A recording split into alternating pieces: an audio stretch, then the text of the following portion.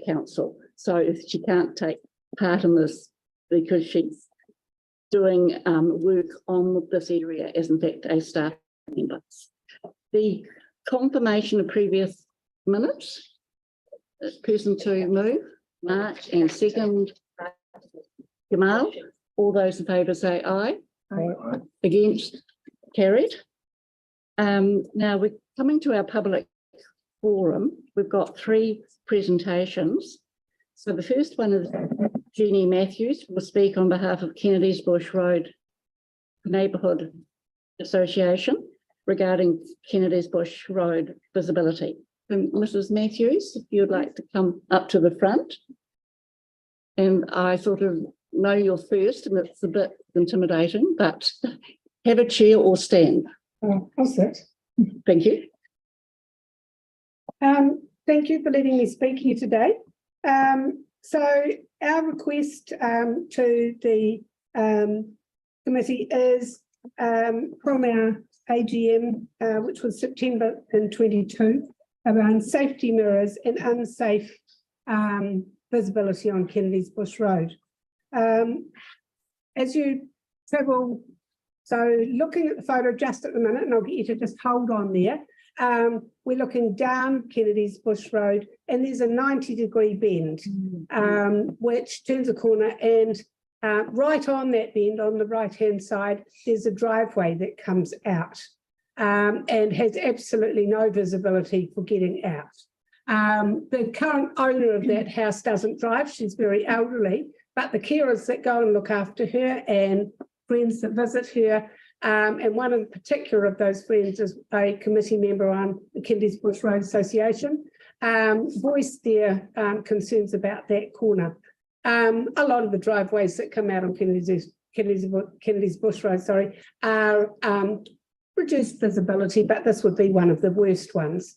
What we propose is that we would get a convex mirror put on, and as we go through the slides a little bit, I'll show you that right across the road there is a power pole, and if we can use that power pole to get a convex mirror on, I think it would make a huge difference to the visibility and also to making the road a lot safer to drive on. So that's what our funding request is for today. So as we go through, so as I say, this is going down the hill, the driveway, particular driveway in concern. This one is going up the hill, and as you can see, the road turns a sharp left, and that driveway is right on that bend. So they have absolutely no visibility looking down the hill as they're coming down. The next photo is very similar to the last, but actually shows a power pole that, is it the right one? I think is virtually opposite the driveway as it comes out. Is that the one? Yeah, so in front of that car and trailer, that's the power pole that would give probably the best visibility, but that's up to the engineers and the council to do. If we just go on to the next photo, again, these are driveways that come out right opposite that very blind driveway.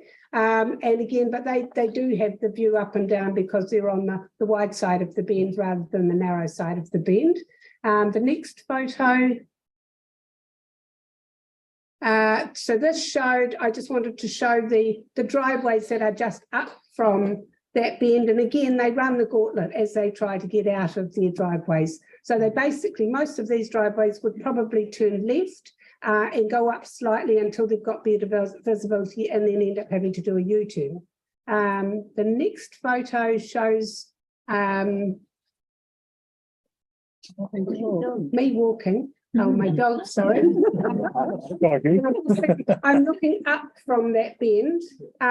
Again, you can see that even the traffic coming down the hill comes around a 45-degree bend. And so, you know, it's coming on you fairly quickly as you're coming out of your driveways. The next photo, I think, showed the exact position of the blind driveway, which is number 243, Kennedy's Bush Road. And I think there's one more. So that's looking across the road at the hopeful point where a mirror could go on to. And I think our preference, if we could, would be to go quite a big mirror to create safety for that driveway coming out, but also then makes visibility. I know personally, when you see the little sized convex mirrors, they are very hard to see much in them. So going a bigger 800 sort of size mirror would just mean that the traffic coming down and going up would actually be able to see that things are going on that bend and create a much safer situation and yeah, hopefully prevent any accidents. So the history is when these houses were built in around 1965 to sort of 71, the street ended at a relatively short distance up the hill. Since then, around 2007-8, the Van Ness subdivision went in up the hill of Quarry View, which added in a lot of extra houses. And now we have still more subdivisions going in up the hill. And so, the traffic density on the road is becoming greater all the time. I just had a word to Andre before, and really, I don't think this is the only problem on the street, but this is one we'd like dealt with as quickly as possible. There's definitely more areas of roads that feed onto Kennedy's Bush Road that actually there are often near miss accidents because there's too much traffic and too much car parked, so you can't actually quite see what's going on. Okay. That's my presentation. Does anyone have any questions? We have some questions. First from Tyler and then Andre. How long have those edge markers been on there on Kennedy's Bush Road? The edge markers there are pretty old, I'd say. So did council, I guess council had a look at it and they put that in for a mitigation, obviously, and again, it's still not safe enough. I mean, I've lived up the street for 4.5 years now. They were well and truly in there before I went and I'd moved into the area. I mean, you saw there was cones. The cones were there because there's a waterworks problem coming down the hill. But yeah, I don't know. They're pretty battered, so I'd say they're pretty old. Yeah. Thank you. The next question I've got, and Andre might want to amend it, but what I do know from experience is the convex mirrors were turned down by staff because of safety issues or lack of around Takuro Ave, which Luke tried to put in. So what I'm hoping for is maybe a staff report on other mitigations for safety on this area. Yeah, the problem as you saw was also the footpaths are often on the street side. So it's not an area that has footpaths inside the grass berm. And so again, you've really got people walking up and down, and it's used a lot by pedestrians. Only one side of the road has footpaths, not both sides. Yeah, of course. And so, sort of mitigation, I don't know, is probably quite complicated and on the age of the suburb. No, you're really well rounded on this issue. I really appreciate that. Thank you. Thank you, Andre. And then we'll probably have to conclude. We have 10 minutes. So thank you. Thank you very much for that. You'd answered all the questions I was going to ask. So it was a very, very good presentation. Just in our request, can we ask for advice on what's been raised and requested here, but also, other potential measures around visibility and safety, both for this area in question, but also further up as well. There are some other areas where there might be cars that are parked on the road, which means cars are coming out. And then there's no visibility for cars coming come up the hill. There may be some parts of that road that really cars shouldn't be parked on. That's right. So just to be able to look at it as a whole would make sense. Right. So Thank you, Councillor. Street Association, Neighbourhood Association, the residents on the committee have lived there a lot longer than me, plus my knowledge as well. We would like to be involved if possible in anything that gets done. Just to make sure that we get the best for the street that the people and certainly that will happen now. So what we're asking for information on the Kennedy's Bush neighbourhood sort of associations option of a mirror and other options to solve that particularly, can I just local issue? And then we're asking, could they have a look at other issues on the street? But I think we first need to get some clarity around this bottom one. Yeah, and could also just note that I had a conversation with the resident last week who's noted that there's been 3 recent accidents along Kennedy's Bush I think Road. probably near misses more than actual accident, but She mentioned a ridden off car. wow. Yeah, okay. Yeah, Can we make? I'm not sure what the details of all that 3 were. but it sounds like There are reported accidents and accidents / well, accidents, say near misses. Yeah, I think, I guess we'd have to ask the, you would hope that the car's written off the traffic department or police would have known about you it. would hope so. Yeah, good. So we could always ask, Okay. through that as well. Yeah. So look, So my, Debbie, have you got a very quick question? Because I'm just. yeah, I was about going to point out that marker that was mentioned before. I'm thinking that's because the steep curvature of the road, and it's just to highlight people don't go off the road. But I was also going to ask, I'm aware that we do have staff here as well, traffic people. Is it worth asking them their opinion? I mean, this is a public forum and I've got Yes, I know, but 2 later other on, speakers. it's just. Well, I guess what will happen is that this will go to staff who It's will speak to, in fact, residents and go and finish my question. and go on site, basically, hopefully. It's Ellen, I happened. hadn't finished my question. Well, I'm sorry, I've gone over time here. So I'm going to thank you for coming in, Thank you, Jeannie, and it's the first time we've had anyone From from your association for quite a long time.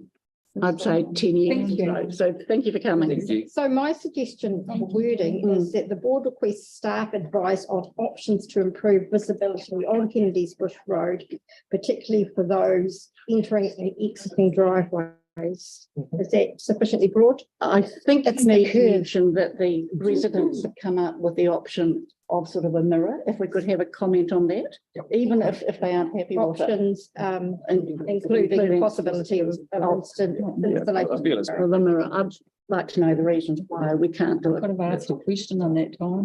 I'm sorry, Debbie, this is a public forum. We have 3 speakers and we have to conclude by 6, by 5 o'clock. So can I ask Mr. Wills to come up now? And do I recall, Mr. Wills, you've been here before on this safety issue? three times sort of thing, but I realised there are 4 new faces. So, but I'm not going to just, I've got some original photos and letters from Hornby High School, etc. I'm just going to try and bring you up to date where we're going and that sort of thing. Okay. So And I'll pass these along the table so I quickly have a And if I could explain, I'll give you 5 minutes and then we'll have a few moments. Yep, I'll get into it. Thank you. Thank you for coming. Right, this is the 3rd time that I've been here, and the first time I came with a petition from 38 residents all around Gilberfords Road, Waterloo Road, and I was the main instigator of getting this Hornby school in front of the school traffic, and they took it on from there, sort of thing. So I was reading online, the 20th of September 2022, that was the last one under Mike Moore leadership, noted outstanding issues, Gilberfords Road, Parker, Moffat, left for incoming members, which are you. In February 2023, I read up the minutes. The current community issues, Hornby Ward profile, optimising Waterloo Road corridor to ensure it is fit for purpose when the Hornby Centre is open. Residents are also seeking heavy vehicle limit and speed restriction, buoy races, etc., sort of thing. So what involved, we had 2 meetings, one on site and one here, a special meeting. A lot of you will recall that sort of thing. The only thing that came on, the on-site one from senior staff, and they said Gilberfords Road intersection, and in some cases it's better to leave the the way it is. Because if you make it safer, you're going to get more accidents. That, honestly, does that make sense to you? Then the second meeting in that, we came up with a number of issues, sort of thing. And one was smoothing of the road. Two was discussion with former traffic engineer of our local community board, Mr. Barry Hayes, on restrictions, section of Waterloo Road between 7 p.m. and 7 a.m. Originally, and road car measures. Originally, when I presented this, I said from 9 to 6 o'clock in the morning. He said, we'll do better than that and get onto it straight away. We've had a change of engineer, everything else, lack of communication, the health and safety issues are still there. And also regarding the Hornby High School sort of thing, a letter signed by 8 principals of surrounding school and that supporting the Hornby residents on the issue of pedestrian and vehicle safety in the area of Waterloo Road. Part of it's been addressed in front of the school. High Road, that's been addressed with the cycleway, but it leaves Gilbertports Road and Parker Street.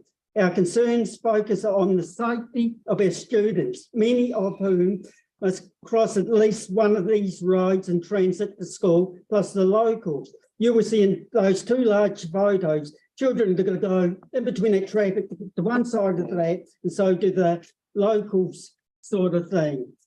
And I bring to your attention on the 5th of April, this is online, this is council policy, focus on council to draft strategy priorities.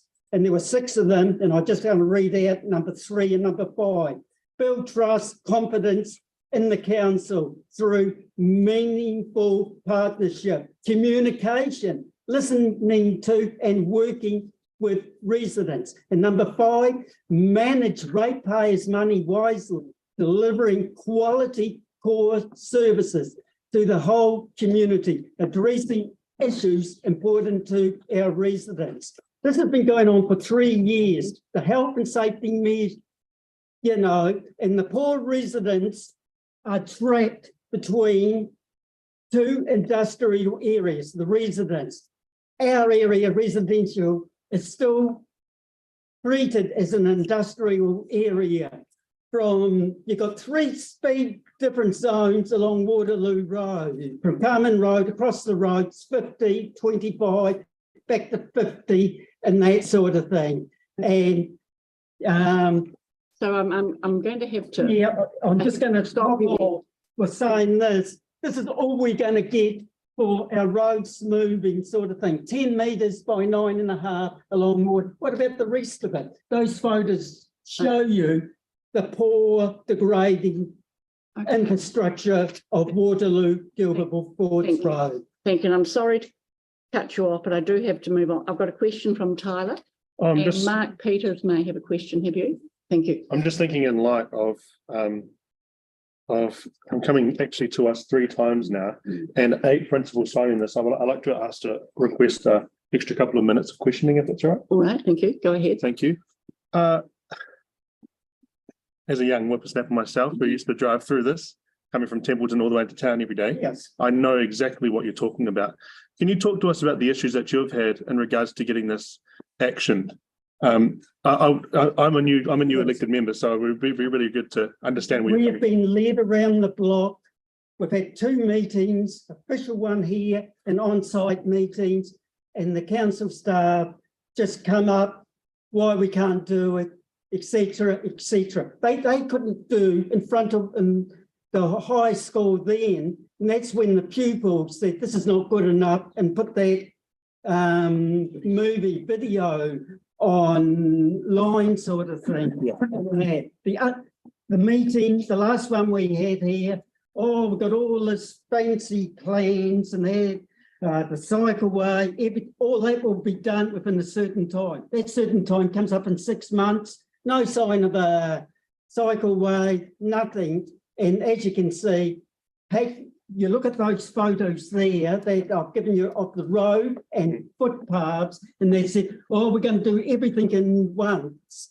3 years on, it's the council that's letting us down, No, management. so there were proposed changes, but they haven't been actioned. Is that right?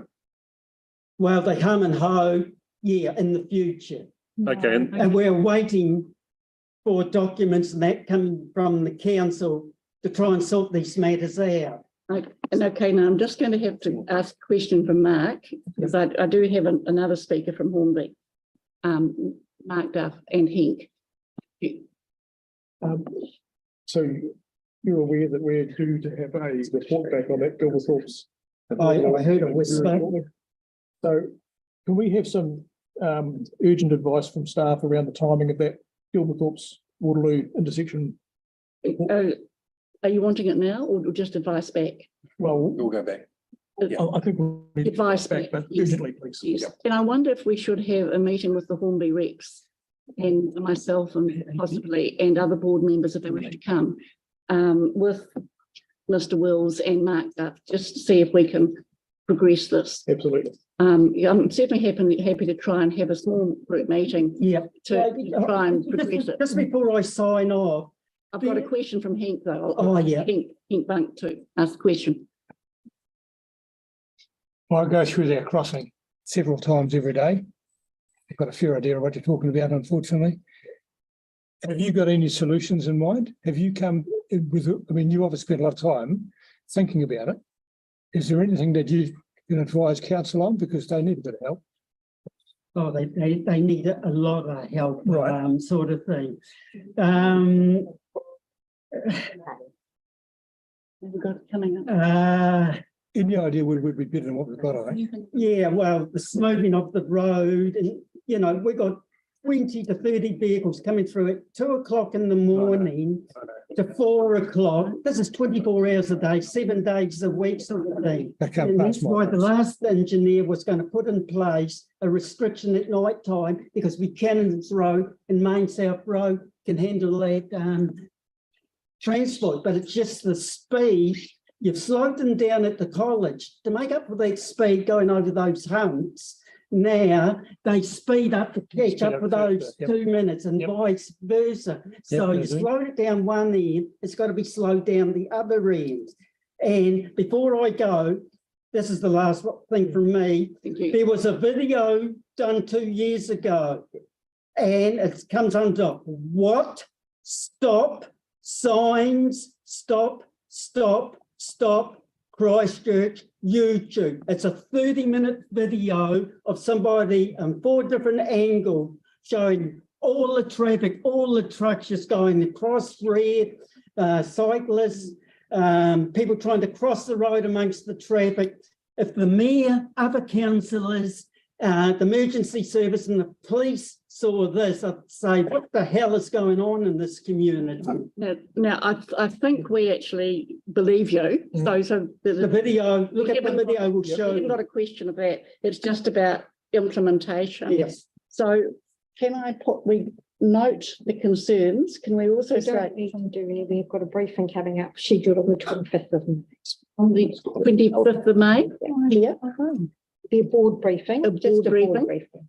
So perhaps, Mark, would you think that Could we bring, Hornby people could come to the briefing? You'll have to ask staff. we can check with staff on that. Okay, so we're having a briefing the 25th of May, and I'll see if Hornby people can actually come. I'm talking about a small group of Hornby. Well, the Residents Association put the, as you know, many times, different to me sort of thing. So they're a must in this. Okay, Absolutely. thank you very much, Mr. Helen. Mr. Wills. I'm just wanting to move, I've got marked up. He can perhaps answer any further question on this. Helen, I would like to just suggest, if I may, because this has been brought to our board many times before, of which I've been part of that board. Yes.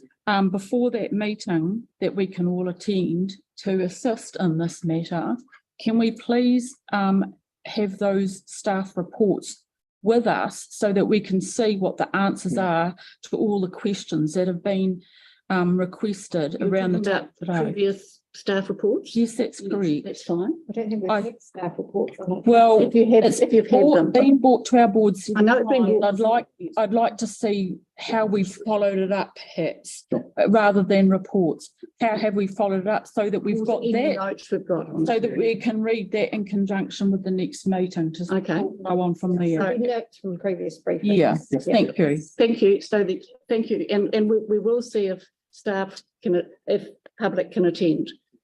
Thank you. Thanks, Alan. Thanks for the allowance. Mark Duff, welcome, and you've got 5 minutes, with 5 minutes perhaps for questions, so we're pushing it. Thanks, Chair. Look, I'll just address Waterloo Road because it was one of the first issues that I got involved with when I became chair of the residents group. And we were given a verbal assurance by council that we would be invited to that meeting when that report come back, Did you? community board. So we'd be disappointed if that faith wasn't kept. Not sure what. You've asked for improvement or what would improve it. I think the Halswell Junction Road extension will make a big change to Waterloo Road in terms of trucks going down there. And also when the cycleway goes through, there's going to be the changes on the corner. So, but Russell brings up a fair point. The resealing outside his place is desperate. I challenge anyone in this room to go and have a meeting in Russell's house and have a 5-minute conversation where you don't get interrupted by a truck going through. That's horrific. On the bicycle extensions, some real positive feedback there. I had a meeting with Robin Sutton, the principal, who's just retired. He said the students are feeling a lot more safer around that intersect, around that where they cross. It's made a massive difference with the feedback from the students. But Russell's brought up a point. It's almost like they need one more extra because the cars are speeding up and they're still speeding up within that school zone as such. So maybe one extra at either end would actually really help with that safety. Because I'm just feeling at the moment, I've seen cars do it, you know, they take the time and then it's off they go, but they're still in that school zone when they speed. The reason for coming today is just to say thank you, really. And we've got a PowerPoint presentation, hopefully. There must be more. So we have made some good progress on Waterloo Road, and we'll see if we can keep going with it. Yeah, so we'll move on to the second. Do you want the power? No, I'll just say move on. So we'll move on to the second slide. Look, I just wanted to say we're getting really good attendances at our meetings lately, especially the last two. Intensification is a massive issue in Hornby at the moment, and also traffic. But I wanted to thank Chair Helen for coming out to our last meeting and addressing us on intensification, and also to those board members from outside our area that come to our meetings. That really is appreciated. So thank you. Next slide. So Bailey very kindly rushed through an application for us because we missed our application last year under strengthening. But part of it, this is what this funding means. So first up was a Christmas fun day. This got delayed by 2 weeks, but we're very lucky within 4 hours we managed to reschedule it and everyone worked in with us to get the day up and running. So that's Mike Moyer in the Father Christmas outfit, so still coming to your meetings. Next slide. Summer with the neighbours. This was something new we wanted to try this year, and that we would go into the parks and bring life back into your community parks. So we basically just set up a bouncy castle, a barbecue, and we go for it. And this one, we learned a lesson, maybe in a quiet cul-de-sac, you won't get that many, but we still got residents interacting with residents who hadn't or didn't know residents within their own street. Just move on to the next slide. Part of the funding also was for Hornby Youth Disco. We run 3 during the year now. And as you can see, quite an effort went in from our volunteers to give the kids really get them feel the St. Patrick's Day. Next slide. A highlight of the night was we had the Irish group come in and do some tap dancing, and honestly the kids just did not move for about 5 minutes. They sat on the floor like they're at a school assembly and just soaked it all up. Next slide. So this was our second one, which was really popular in a Haketon Reserve, and this is what we learned by going into a long street. We actually get a lot more people turning up as they see something happening and they're inquisitive as to what's happening. A couple of under our SWOT analysis, we also decided that we'd actually sort of have like some games going in there as well to get the neighbours interacting, but also get them to introduce themselves and where they're from, where they live. So we're looking for a lot more interaction. But it did raise a question within our committee, the summer with your neighbours where you can apply to 200, is there an opportunity going forward next year where we can apply for a larger amount as a residence, as a group or a community group, in your ward, so you can go into the parks and bring life to the parks. And whether we call it life to the parks or something, but maybe you can apply for $500, which gives you a flexibility to go to 2 or 3 parks within your area. Because what we found in here was that a lot of people, this was the first time they've been in their local park. I love that, Mark. It's great. Next slide. The Easter hunt, this was extremely popular. We used to run it over 3 locations, but what we decided this year was to go into 1 location. And we gave out hot cross buns to the adults. Went for an hour, but extremely popular. And I'd just like to say to the staff, thank you very much for rushing through the application. It had a massive impact in our community. Bailey is just the best to deal with. And I'd also like to mention Sam in her absence. And obviously we've been working with Helen as well of late. So thank you very much. You guys are so lucky. You don't realise how good your staff are. And what's coming up for us? We've got a can drive this weekend. Unfortunately, we're going to use a fire engine that's broken down. So we're just trying to come up with plan B. And also we've taken over the running of the Anzac Day service from Bob Shearing, but he's been really helpful in helping us get it established. So we're looking forward to taking on the running of that. Next slide. So in doing our application this year, we got asked how many voluntary hours does our organisation do? So I went through all the committee and asked them how many hours do they roughly do a week? And it come out, and I said, be conservative, don't go over the top. They come out with 6,300 hours that the Greater Hornby Residents Association Committee and some of the members put in a year. So that works out to $1 per hour for the workers, a bit lower than the living wage. But I think it's absolutely, it's absolutely great value for the council. And the reason I wanted to bring it up is we always hear about cutting community funding to community groups. We're seeing what's going on in Auckland at the moment. This is a great example of the value you get for that money. So thank you very much. Well, thank you, Mark. I just want to thank you before I open up for questions that the amount of work you've done with your committee. And you've created a very lively residents association, which is doing a lot of things. So 6 years ago, it wasn't happening at all. So it's your effort, Mark Peter's efforts in the past, Ross's, other people who have actually made this group thrive. So thank you for that. Now, I'll just give you a couple of questions on Andre and Mark Peters. I noticed on the Christmas fun day slide that Hinkbank had put his body on the line to get dunked.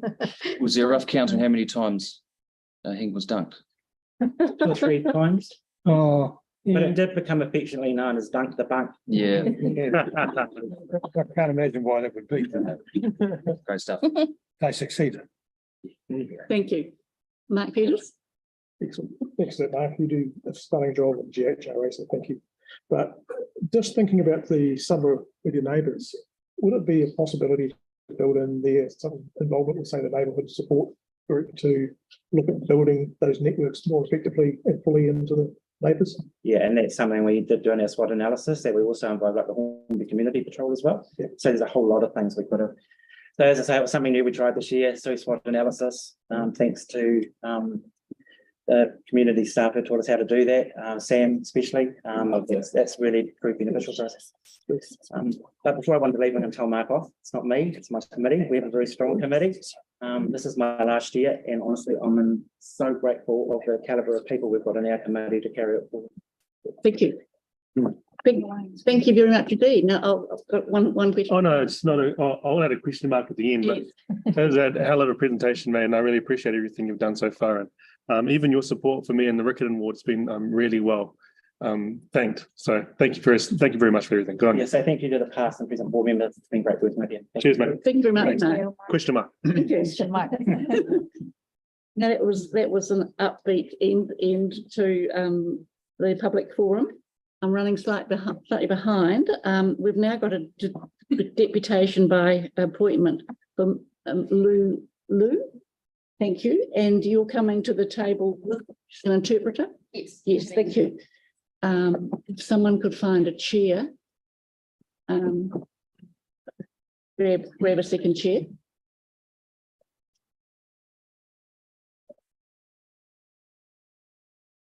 Now, Mrs. Lou, you've come in because you're concerned about the bus stop replication.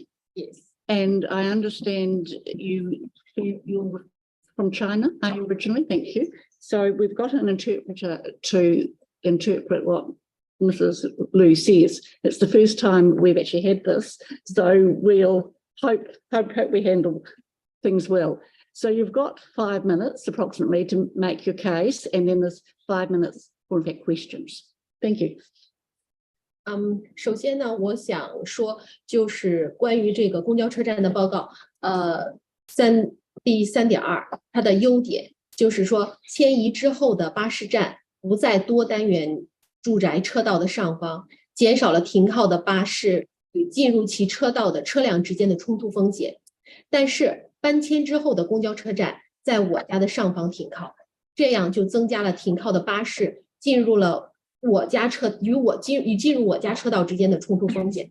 那同样的风险迁移与否并没有区别，只不过风险从我的邻居转嫁到了我家而已。我有2个孩子，并且老人有时会来和我们一起居住，我们每天又使用车道进出很多次，其中包括接送孩子上学和放学。那么我们所面临的危险和邻居是相同的。另外，如果说我的房产将来也变成多用户住宅，那么所面临的风险是不是也会更大？我想请问，如果搬迁公交车站后，一旦出现我的车辆和公交车辆发生冲突或碰撞，这个责任应该由哪方面负责？而且另外，我还想请你们解释一下下边的3点。第一个就是1.2。Okay, so I just quickly translated the first. Yes, thank you. Okay, the report of City Council provided to me states that after relocation, the bus stop will no longer in front of the driveway of a multi-unit residential building, reducing the risk of conflict between parked buses and vehicles entering the driveway. However, after relocation, the bus stop will be located above my house, which is in front of my driveway, increasing the risk of conflict between parked buses and vehicles entering my driveway. I believe that there's no difference in risk between relocation and non-relocation. It is a risk transfer because the council has simply transferred the risk from my neighbor to my house.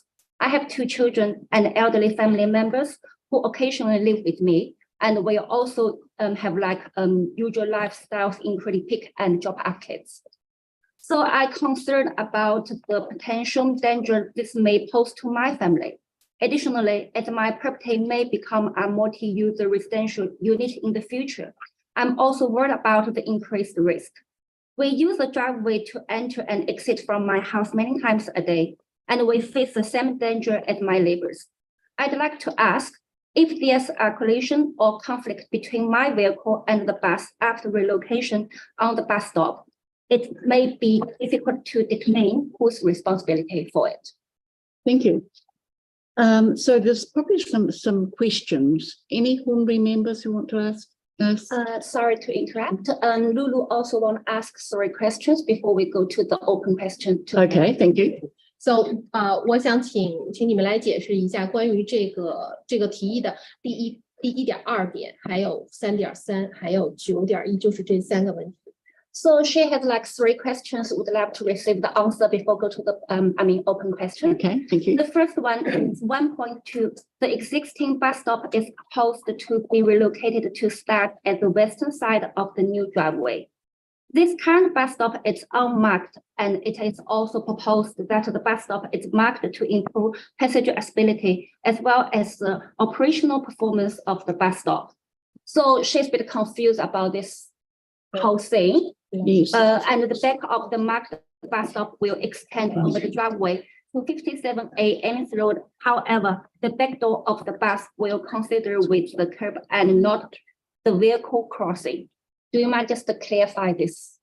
Thank you. Now, if you could, sorry, I think we can ask Andrew Hensley, who's here, to come up to the table and answer that. But No. but we first of all have to get other questions out, and then we send you back, and then we'll ask Andrew to come up, but we will give you some right of reply, because I think it's quite confusing. My understanding is that the bus stop.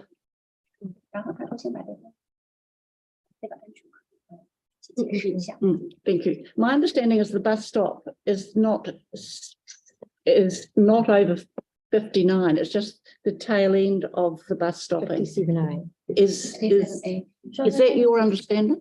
所以说他认为就是这个 bus stop 现在不是在59号，而是在57号，对不对？不对，不对，这个 bus stop 现在是在59号，也就是说，他们这个房子的应该说是这边是哪块？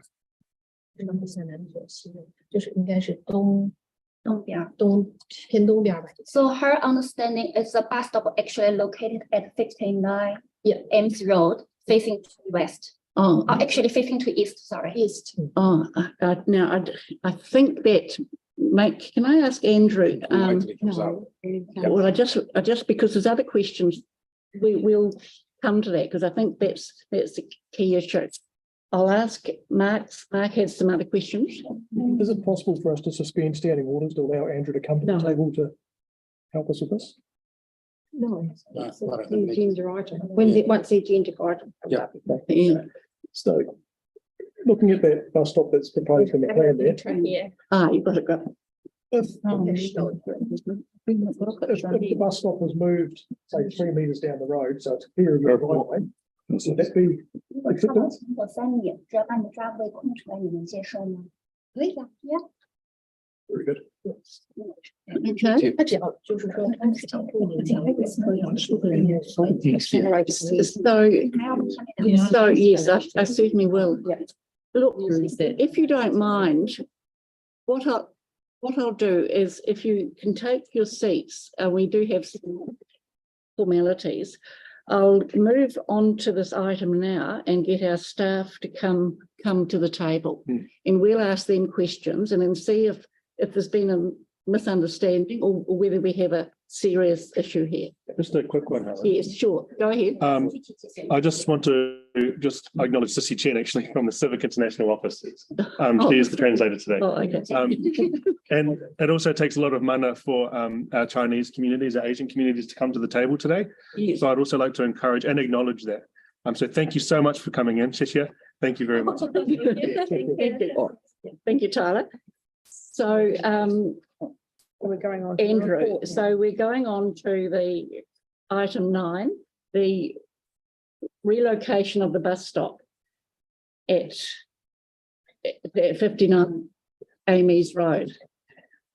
So the question is, if you could indicate where you think the bus stop is going, and is it just a matter of the bus going over 57A's drive, or is it something else? Might be good to put the Okay, thank you. You can present forward. Well, Ask him questions. No, I think if we can look up the map. Yeah. I mean, I'm not sure if we're talking, Further if down. we're seeing the problem the same or not. Yeah. Further there's down. another map further down that Another one. shows what we I see. need. 26, page 26, Faye. here it is. Right. So, Thank you, Madam Chair. I'm leading the report on behalf of Sarah Thorne, but I have had some involvement with this one, and including being on site. So just to recap, the reason that the bus stop sign and seat is being relocated is that it is where there is an approved vehicle crossing, which is going to be installed very shortly, and that is actually in this position here. You can see the seat. Okay. So they've got a consent for their multi development for that to occur. okay, So what this has prompted Sarah to do is to relocate the bus stop in a position which means that the infrastructure and the sign is not physically obstructing a vehicle crossing. So what Sarah has attempted to do here is position the vast majority of the bus stop still outside the same property, which it's currently outside of, and also mark the bus stop to the current standards. So at the moment, it's unmarked, and you'll be aware that there's a program underway to mark and upgrade bus stops through the city, in particular on key routes like this. And the reason for that is to both increase the awareness of the bus stop being there, but also to improve the access of it. Because at the moment, with unmarked bus stops, they are prone at times, and I've got a report coming to you the next few meetings around another bus stop on Amy's Road where vehicles park too close to them and the bus can't get in or out. Now, legally, a bus stop can be positioned over a driveway, and it is actually quite common.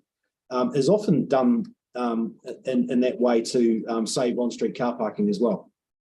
So in this case, the owner of 57A is quite correct. The bus stop is proposed to be marked over their driveway. The bus would then stop for those 10 or 15 seconds when it's there to pick up and drop off and be away. In practice, the chances of someone wishing to come in and out and a bus stop being parked there is quite low. The other thing is it will actually make it easier overall to get in and out of that property because there won't be parked cars either side of it. True. I suppose at a very minimum today, what we need to do is resolve that the bus stop sign and seat is actually removed so that development can continue at that property. I understand there's been some consideration about relocating it to number 59 further to the southeast, is it? Yeah. I suppose the downside to that would be it would then shift the majority of the bus stop, or quite a lot of the bus stop, to a property which currently doesn't have it. What Sarah's managed to do is position it so the majority of it is still outside number 59. So that's probably all I can update you on this stage. Okay. I'm happy to take more questions about it. But I've got a question. Can you move it further along 59? So while you've got an entrance going in, which I understand, could you shift it as close as possible to the new entrance? it looks to me like it's shifted within probably about a metre or two from the driveway anyway.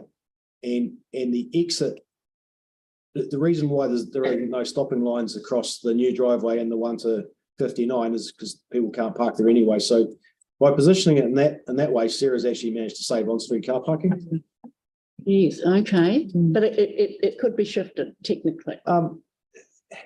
The problem would be around the position of those tactile pavers, I think, and probably the seat, is that they would typically be where the bus would stop to pick up. So in practice, even if it was shifted, the bus still may stop over the vehicle crossing to 57 anyway.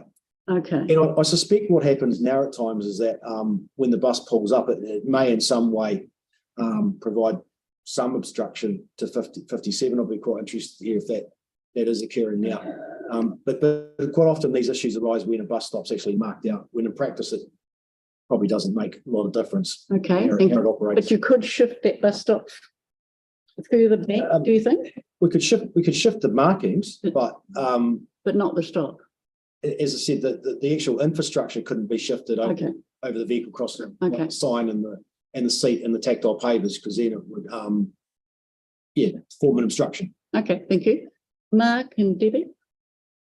I'm really confused about this because knowing that location is a brand new fence that's just been built on that property, which has its driveway at the other end of the property. It's next to 57A. So I am not quite understanding how there's going to be a new driveway built where the current seat and power pole is located. Is it possible for us to get a copy of the resource consent plan for this? I think Help clarify. Is there actually a resource consent? Well, there is a resource consent. Is there? Madam Chair, I wondered the same thing when I went on site. I thought there may have been a mistake, and I've been in contact with the developer. My understanding is that fence that was constructed is temporary and will be shifted across to cover the old vehicle crossing. Yes, I wondered the same thing because it certainly looks permanent, but and is the power pole being moved? Because that's going to be right on the driveway. I think I can't answer that one. I think that would be either next to the vehicle crossing or would be shifted. Is that the power pole? That would probably remain in place right on the boundary, I think. Oh, that's right on the fence line, probably. Yeah. Is it the power pole? On the boundary line, isn't it? Yeah. Yes, so that would probably So, That's right. Yeah. still remain. So Debbie, you had a question then, Andre? yes, but it was answered with Mark's question. Good, thank you. Andre? Yeah, just noting in the report that, I mean, there's an option, it's do something or it's do nothing, but the do nothing option is actually involves the seat being moved anyway. Yep. Is that also the case with the sign?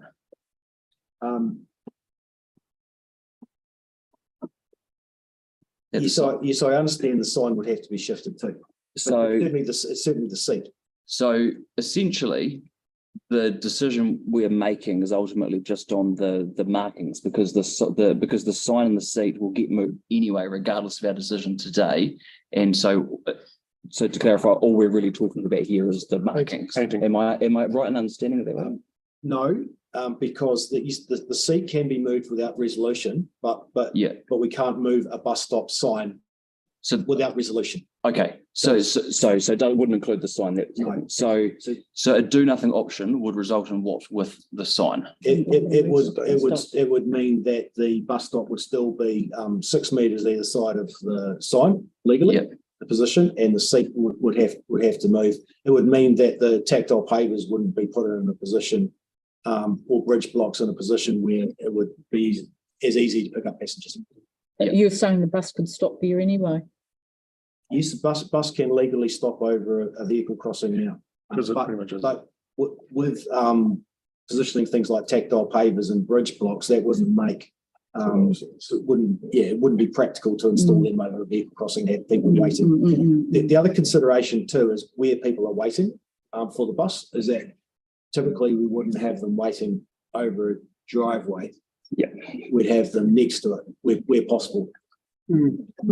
It is quite a complicated location, this one, and I think we will see many more of these come up as intensification increases, coupled with higher demands for passenger transport use, and also a great desire to improve the access for the bus drivers. So as I mentioned, we've got a similar one coming up in Amy's Road where the bus, where a vehicle is parking within the 6 meters because it's not marked, it is obstructing bus movement in and out. So I'm still not quite clear. If we did nothing, the bus stop stayed as it is with the current sign, all we're stopping is the actual markings. Is that right? No, just approving the staff report. I think the bus stop didn't stay across the That's all we're doing. We Don't want to put the bus stop on the drive. Yeah. approve the staff report. No, well, we're kind of going to need some. It's a physical sign. The seat sign. I just want to. I don't quite understand it. why are we looking at doing nothing? We just want to approve the staff report. Well, we're not necessarily, but it's. I mean, It looks like we. What is asked to clarify. it's an issue. I know it's a small issue. I don't quite understand. If we're keeping the bus stop as is the only thing we're deciding on is the actual line markings. We're not, we're relocating the bus stop. We're relocating the bus stop. Okay. See, as per the map on page. Are we 6. relocating the bus stop or not? Yes. Yes, we are relocating the bus stop. I have foreshadowed this situation that we're in at the moment because it is a complex situation. To enable that development to occur, I have actually drafted another resolution which would relocate the bus stop sign to a position it's not going to be in conflict with the driveway, and it would still enable the seat to be moved. But noting that this matter would probably still return to the board at some stage anyway, when the whole route is marked out or things like that. So Well, that sounds sort of compromised, doesn't it? That we shift the bus stop again outside 59 and leave the markings in the meantime. yes, but in practice, what would still happen is that the bus would still pull over the vehicle crossing to 57A. Okay. Just it wouldn't be marked as such. Okay. Can I just Yes. add a note with a question mark at the end? That I live in an area where there is a bus stop and it doesn't, like you said, if they're only there for a couple of seconds and then move on, but I have never been inconvenienced. by a bus. And sometimes they in fact stop right over my driveway just to be courtesy to the neighbour who lives close to that driveway, but it's never been an inconvenience for a couple of seconds. And I think what you're saying, Andrew, is that parking spaces are very valuable, and by supporting the staff report, we are saving that as well. No, I don't want to get into debate at present. Have you got a question there, or No. just a comment? And then Andrew. There is, looking at Street View, yeah, there is actually the bus stop sign is actually mounted on a pole next to the seat. So, yeah, actually in this photo here, it looks like it's on the Beside the seat. yeah, rather than the pole. So yes, it would need to confirm, it would need to be shifted physically as well. Okay. Thank you. So any question? Andre, have you got a question? Yeah, I just want to clarify, I know you had covered this, I just wanted to clarify the reason that we've got the markings that we've got and the reason they're not slightly further towards 59 is for the most part purely to retain a car park. Not purely. And to position passengers in the optimum place to wait and to be picked up by the bus. Because what will happen is the bus would run in, be able to become nice and square. So if there was a car parked here, for instance, the bus has to do that or can't get in. The bus stops here, and then because this is where the new vehicle crossing is and the existing one, it moves out. Is there room for a car park though between that line marking and that driveway? No, That's the new vehicle crossing to go in here. Okay, I misunderstood that how I thought it was retaining a car park there. No. Okay, yeah. So there's two Yep. new vehicle crossings that would be now side by side. So if it, Gotcha. and with you can see the seat here on the aerial photo, and I think the pole's just next to it there. Yeah, got it. No, that makes sense. Thank you. So Andrew, is everybody clear about this? Yeah. At this stage? Yeah. Yeah, I am. Okay, so Andrew, I'll ask you to take your seat. Thank you. Thank you, Andrew. And no, just before you go, could you read out again that alternative resolution? I've emailed a copy of that to Faye. Okay, And what are you changing from the original? if you can read it out, we can probably work on it. So what this alternative one is, this is a minimum to achieve access for the property owner of 59. And it says that a bus stop be installed on the northeastern side of Amy's Road, commencing at a point 293 metres northwest of its intersection with Trevor Street and extending in a northwesterly direction for a distance of 12 metres. So the 12 metres comes from the standard default for a bus stop where there's a sign only, which is 6 metres either side of the sign. So how is that different to the original resolution? The resolution which Sarah has put forward is for the current best practice standard for a bus stop, which is a much longer length. And also the associated no stopping to enable the bus an easy access in. Okay. And this is the standard which we'll see far more of, I think, in the future, in particular as demand increases with infill housing and parking and things. So it's actually quite an interesting case to hear at this point, because I think we'll be hearing more of it as that pressure goes on. Thank you, Tyler. So you're saying Sarah's option here is probably the more feasible one in the long term? I'd suggest that it's technically the best option, and it saves dealing with this matter again at a later date. And in the meantime, I guess it saves any frustrations or problems that the bus driver may have through the increase in on-street parking that we're also likely to get through more infill housing. Okay, Cool. thank you. Cheers, mate. Thank you, Andrew. Now I'll ask Mrs. Luke, this is unusual, ask you to come back to the table. Oh, no, I will. Oh, yeah. No, it's a deputation, but because of the length. Would you, there's two possibilities. One is we go with a change of bus stop and there's markings, and two, we go with a change of bus stop and no markings. No. Would Mrs. Lou except the change of bus stop and no markings, Sorry, Helen, that's fine. That's not what we've just heard from staff. isn't it? Well, that's my understanding. No. And so we've, who's got a clear understanding? Mark? Yep, so to give the difference between the proposal in the report and the proposal that was just presented by Andrew, it's 1.5 metres closer to Trevor Street, which will move it away from your driveway a wee bit. And it's also 2 metres shorter. So therefore it should potentially move that bus stop box completely off your driveway. Is that the amended one? That's or the amended one. That's the amended one, but what Tyler has asked was the more feasible one was Sarah. And so we as a board need to decide whether or not we run with that more feasible long-term one of, was it Sarah? Yep. Yeah, of Sarah or the amended one. Or the amended one, which And what Andrew said was that, in answer to Tyler, correct me if I'm wrong, anybody, but was that, yes, that was a more feasible option, which is the original staff recommendation. I think, can I just ask the translator, which one of the options does Mrs. Lou prefer? I'm just asking for a preference, and then in fact we'll send you back and debate it. Sure. So one option will be with the bus stop, but relocate the bus mark. And the other one is without the mark, but keep the bus stop.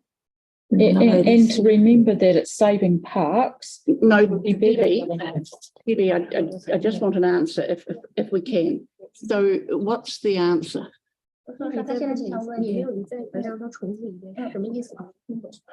She's a bit confused. It's not the only one. So I wonder, What would be the difference between have the bus sign with the marked line as well as have the bus line without the marked line? well, that was my understanding, but I've been told that's not correct. So, Mark, are you able to clarify what you think the options are? Can I ask Andrew? Well, Andrew, Ask Andrew. Yes, please. sorry, And did you want to? Power on it. Mark. Might need to see. The people are, Andrew did want to show them on the map. Yes, I could show you one. yeah. Oh, Yes, come up and here. The main difference between the options is that this one formally sets out a bus stop with no stopping lines and is to the best practice standard. It's number one. Number one. Yep. And will mean that the situation is unlikely to need to get revisited in the future. And it also recognises that with the infill housing that's going on, there will be more pressure for parking on the street. And that means there's probably more chance that the bus is going to have a harder time getting in and out if the bus stop's not marked. Now, the alternative. Sorry, Andrew, hold on. Just a- 所以说，如果现在是有一个在这里的话，它如果就是画上了，那么从长期的这个角度来看，它不需要再做改动了，因为你们这条路非常的难，有可能是找不到停车位的。那么如果不画上，就有可能人家都在这儿停了车，对于bus driver来说，它是一个压力，他可能找不到停车位。这个我明白，但是就是好像他先继续找去。 I think he's in the other option I foreshadowed is to shift the pole and the seat, and to do that we need to re-resolve a new bus stop position, but that bus stop would not be marked. So legally it would mean that the bus stop would be 6 metres either side of the sign, but in practice what's likely to happen is that the bus would still, in order to access the bus stop where people are waiting, you'd still probably pull over a driveway. It would still do it. Yeah. 所以说，他现在是把电线杆儿和了。那么一般来说呢，这个巴士这个停车站是在椅子和电线杆的前后6米。那如果他不画上这条线呢，那这个就以他们的经验来看，以及他们经过一些实际操作，人们还是会在这儿招手。那么他的巴士其实还是会在这一块停。没有，我现在要知道的，就是说他的那个巴士到停车在这儿就如果是在这儿，那么他能不能再往这边That's what I was thinking. Helen, do you mind if I clarify, Sissy, about option one? Sorry, Yes, well, I just ask them to come up with their preferred choice. Is What Well, are you it's- going to set at the bus stop? It's much the same, isn't it, without markings? So this is this would be where the seat and the sign would go. And that would be the starting of the bus stop, where the tactile pavers, where Yeah, people walk. yeah. Yeah, and then this is the driveway, and then that's the driveway. So the bus would stop here and then pull out. 所以说，他说这个是以和那个巴士那个标牌的地方，那么这一块呢，其实就相当于人，他有时候在这儿挥手，然后巴士从这儿开过来会停在这儿，相当于一个 flag point。那我们一般就是说，我们都会站在这样。 I'm just wondering if, I don't want to hold up debate too much. 这样就是说会减少我们的工作。OK， I'm happy to adjourn the meeting and go on, not adjourn it, but go to another issue if you would like more time. Yeah, or have you got a view? I think it is what Can I we take the markings. translate this question to Andrew then? What come back? Yeah.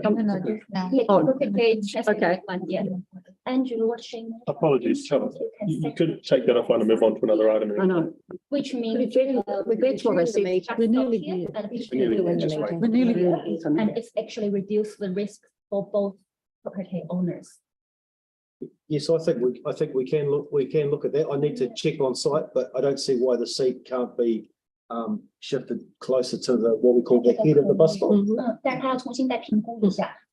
说如果说在这儿你是满意的，如果说在这尽量就是再往便宜来一点， So 就满意了。 is it, can we please have you have a conversation off-site, I mean, offline now, on this? Yeah, or even I think forward and up here. Yes, a little bit this way. 它不能再往前走，就是 that. So if you can put the sign sit here, she's okay. Yes. Just like, I can cover off quickly what this is. thank you. So what they've asked for is that is whether the seat can be positioned at this end of the stop. And I think some of the issues are around perhaps concern about people waiting at the bus stop. And they've asked whether the sign itself can be relocated more towards here. And from what I know of the site, I believe this to be possible, but the sign would have to go within the marked area. So just off the top of my head, I think unless there's anything I've missed from my site visits, I think that is a workable option. Thank you. And having the markings or is it not the markings? No markings? Okay, if the seat and the sign can just, face the bus line and she can accept this result. I haven't quite, right, you So- accept the markings? Relocate go the with that. seat and sign We can go with the original forward. and Yes. we don't need to add anything to what you mentioned. Cool. Yeah. So, okay, so now can someone summarise that? Well, there's agreement. We can go with the original. Andrew's happy to said they should be able to manage what they've just talked about there. There's nothing that needs to be added or changed to the resolution to do so. I think we probably do actually. Well, Andrew just said that's not the case. And But- there is agreement from the residents that the original makes sense. But we'd have to put it after some discussion with the residents. Just move it. Because I think there has been. Andrew said that the position of the seat and sign can be done without any change to the resolution. He's happy to do that. He's agreed to do that. The residents have agreed. Okay. So I would suggest we just move. I second, second. the original resolution. So, We've got agreement, so it shouldn't require debate. So I'll ask you to draw back, Yeah. both of you, from the debating chamber and stay. I mean. Thank you. Thank you. Thanks, Andrew. Thanks, Andrew. You're welcome to stay. Thank you for coming in. Thank you.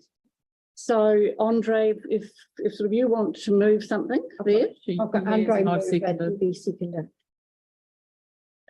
but I think we do have to add that We just clarified. following No, some. No, I just clarified with Andrew, we do not.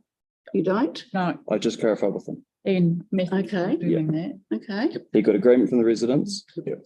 And Andrew said he's able to look at the positioning of the seat and the sign without any change to the resolution. Okay. They're not, he's able to do that. Thank you. And there's no changes needed to the resolution. Okay. So Yeah. So just are you vote. comfortable with that, everybody? Yes. Okay. Mark? Good outcome. Are we in debate? Yes. Very good. So thank you to everyone for working through this. It's important that we do listen to the residents when they've got concerns and genuine concerns. And hopefully, as this is then installed, we can see that seat and the sign put in a better location to suit the residents. And we can have the best outcome of having the bus stop as proposed to allow for future proofing of that as well. So Thank you. thank you for your work. Any further comment, Debbie? Oh, I'm just obviously supporting the motion. It's been great, yes, to listen to the residents, and it is a better resolution for all, for access, for remaining parking on the street, and for the bus to manoeuvre in and out. So I think that's why we're probably all on the same page. Yeah. So I'll actually move, and who's moving the resolution? Andre did. It's been moved Andre by and Nancy. Mark, Seconded second by Debbie. Yep. So any further debate? All those in favour say aye. Aye. Against? Carried. Good. Thank you very much for coming in, and thank you for taking part. Thank you very much. Well done. Kyle Park, No, we're back up. For back up to 8. Or correspondence. Correspondence. Number 7, we received the correspondence from Greater Hornby Residents Association. Happy to move. Yeah. Moved Mark, seconded Sarah. All those in favour say aye. Aye. Against? Carried. Staff reports. Now, the contentious one, Hummel Road at Elverson Drive, which has been a bone of contention for quite a while. If you'd like to come to the table. I don't Thank you. think the report, however, is contentious, Helen. I don't like those. And if you'd like to present I like to swing in. your report, thank you. Good evening, everyone. So this report is regarding proposed safety improvements at the Halswell Junction Road, Hummel Road, Elveston Drive roundabout. So we have had some concerns from nearby residents regarding road safety at this location. So brief about the location. So as we all know, it is a dual lane roundabout with 2 approach lanes on both legs of Halswell Junction Road. And under Wakakotahai road classification, this is a urban collector. Urban connector. Apologies. It's an urban connector, which means so it's one of the main routes serving the people going in and exiting the Halswell subdivision suburb. So unfortunately, in the recent past, there have been multiple instances of vehicles losing control and colliding with the fence of a nearby residential property. And looking at the crash history, recorded crash history since 2013, a majority of crashes involve vehicles losing control in some form. And also, there were some crashes involved with vehicles changing lanes. And as we said, like there were multiple instances of people colliding with the fence, and this concern was brought to staff notice. Staff investigated various options to address the core issues at this location. So a list of shortlisted options were presented to the community board in the end of last year, and one of the staff recommended option was to reduce it to a single lane with the help of some flexi posts and additional road markings, which would provide more deflection as people approach the roundabout.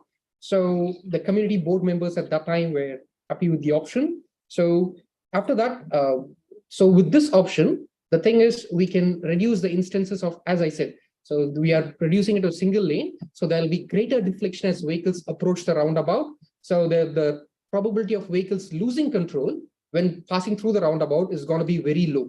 And also there were crashes involving lane changing. So that is not going to happen now as well. So the proposed option was consulted with stakeholders, including the Residents Association, ECAN, Spokes Canterbury, and also letters were sent out to the nearby residents. So we received feedback from Spokes Canterbury and a nearby resident, and their questions were answered. So with the proposed option, since it involved a lane reduction, modeling was done, and it showed that the impact was very minimal.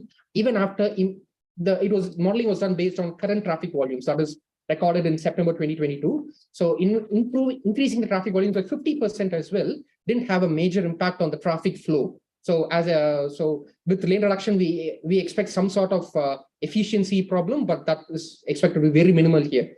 So with this one, we would staff feel that with this option, this would solve the safety concerns at this location, and requesting board approval, and happy to answer any questions. Thank you. I've got a question. Thank you, Gautam. I've a question from Debbie. Thank you for that. Looking at the map, so you're just proposing at this stage for Halswell Junction Ride for the flexible traffic separators.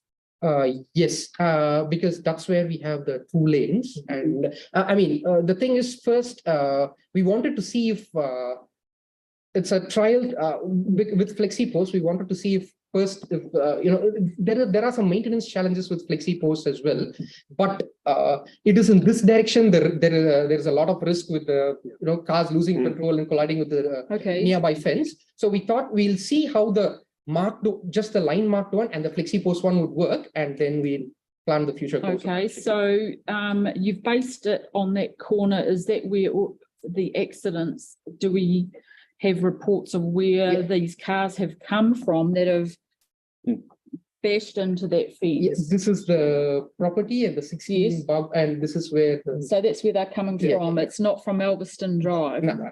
So if they see these markers, are you sure that they're not going to try coming from north and end up in the corner of Halswell, the southeast corner? Hasn't happened. Hasn't happened. And no, but I'm just saying, because we're putting those flexi markers in, it's flexi traffic separators, they might choose to come from the other direction. Well, this is one thing which we need to know is so it's a test, basically. See how we go. Yeah, and we expect this to work because the lane markings are going to be very clear to push them towards the roundabout island, where they will be forced to slow down and deflect around. I understand coming from that corner. I'm just thinking, how is it going to stop them from the other corner? But we'll, like you said, it's a trial. And if they do defer to another corner, then we put those in there as well. I mean, we can certainly consider based on how the thing operates after the treatments. And one thing to be noted is, as we can see in the map, that the property there is a bit offset from the carriageway more than the 16 Bargo close as well. So that's that risk, that thing which was considered earlier. Yeah, good goal. Thanks, Gareth. Okay, thank you. Any further questions? Andre, have you got a question or comment? Yeah, just something I've asked a couple of times in the past is I was just trying to clarify if you're aware of if any changes are made to the Wincops roundabout further up. As in, we brought in some treatments recently. It's been before the Wincops and Halswell Junction Road. Oh, because there's the same thing happening up there, and the residents put concrete barriers in, but there's been no incidents there since in 5 years. But they'd mentioned that some changes were made to that roundabout, and I've been trying to clarify if anyone's aware of what those changes may have been. Sorry, I can't comment. That's all right. Now, but certainly look at it. Yeah. Okay, thank you. Mark. Just a quick query that with this being a trial, naturally we'll be monitoring what goes on in this area. And then if we need to do more, we can come back later.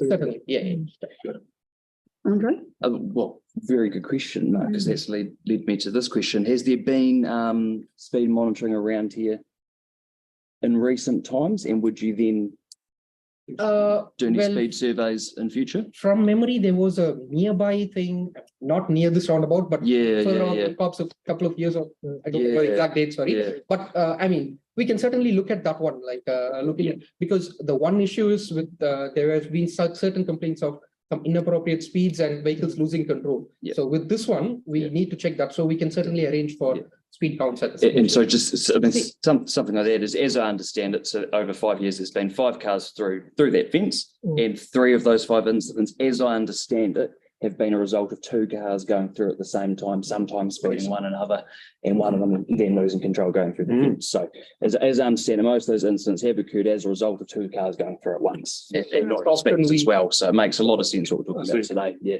Thank you. I've got a question from Sarah.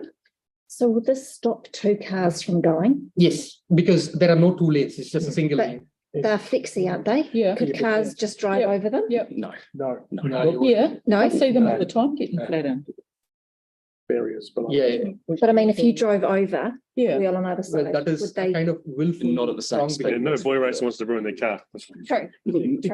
Certainly not at the same speed that would slow them down. So you were asking if two cars can still proceed through there? They Yeah, can, there's a left lane and a right lane. but if it is boy races, Yeah, we do. Tyler, right, you And- don't want to be damaging your car. Yeah. If it's low. and Yeah, but it's- in answer to your question, two can go through, but at what speed, we don't know.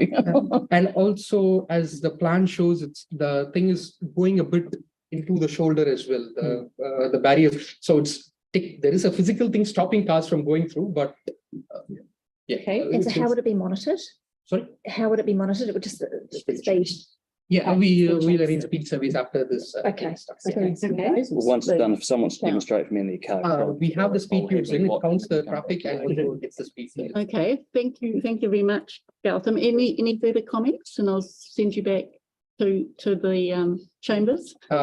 One thing is for the board, apologies for the delay in getting this to the board because there have been some challenges with staff workload and also we are working through various options so that the core issue is addressed. Yeah. But this option, we feel that it's going to address the core safety issues at this location. Thank you. Thank you. Thank you very much indeed. Thank you. Thank you very much. I move that.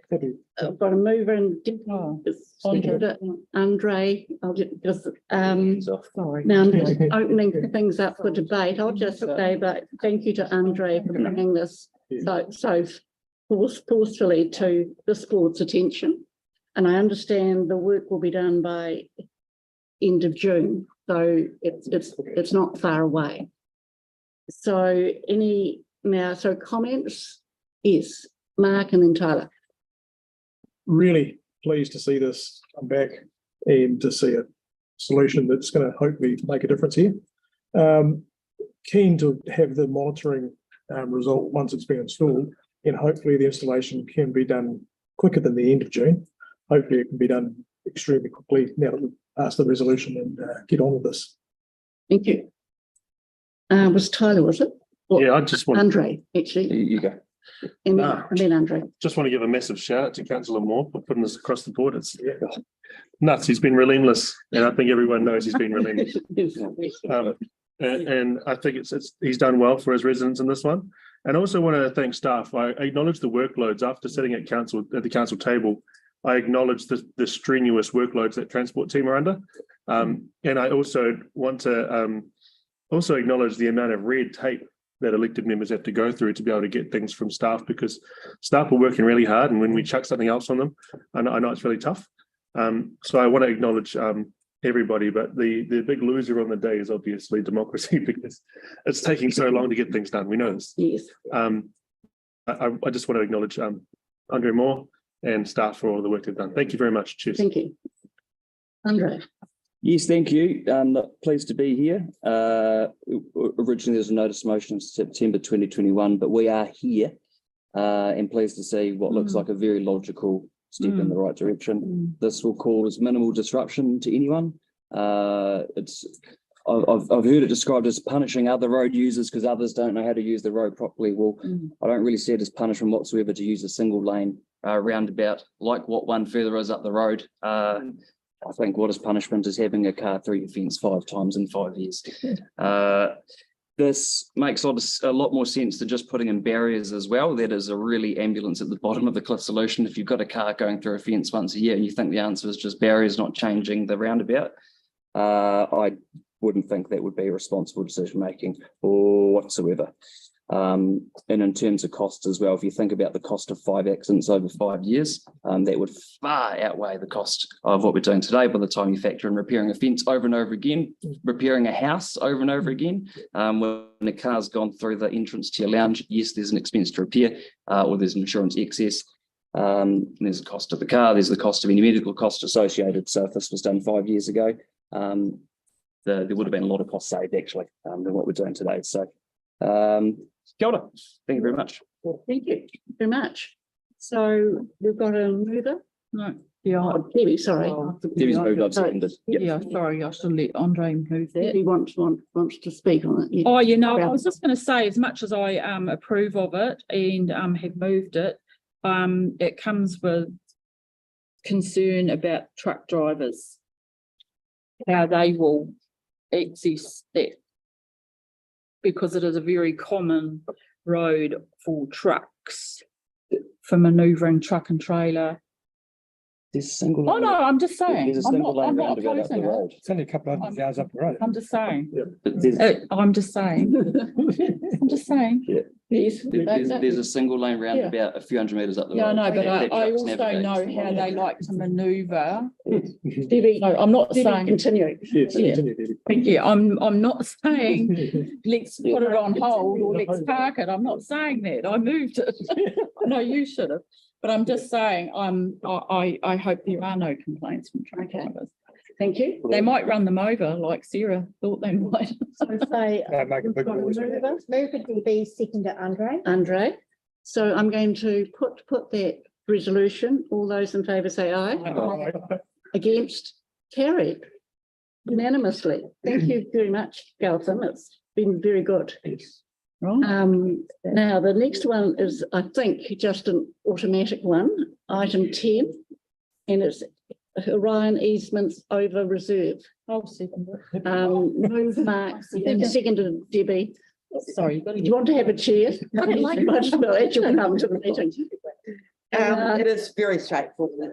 Probably if you looked at the pictures, 5 street lights and a distribution box on the side of the road where the cycleway and Waterloo is going, Waterloo Road, need to be moved. Street lights are owned by the council. Ryan own the rest of the cables and infrastructure. It's going to move it on the edge of reserve. Because it's on the edge of reserve, we have to go through this protocol. And if you approve that, then I get Dot, what's delegated to the CEO, to sign it off, and the work will get underway before the cycleway gets started. Now you're Got plenty of time. Elizabeth Hoskin. No, you're going to get an updation, mate. Sorry. Apparently, Right, somebody in the no, community good to get an was going to ask me about the cycleway. When's it? Because that's what I said. When's it under construction? She said, let them know that in May. Okay, thank you. So, does someone want to move that to resolution? Mark has. Mark has, and seconded Debbie, wasn't it? Yes. So are we fine there? Yeah. All those in favour say aye. Aye. Thank you. Against, carried. Thank you for coming in. Now, I'm just going to move to item 12, because I do want to take a brief break. And item 12 is the Community Board Area Report. We'll go back to item 11 after a brief break. So is there anyone who wants, well, I'll move that report. Have a second. Second, Andre.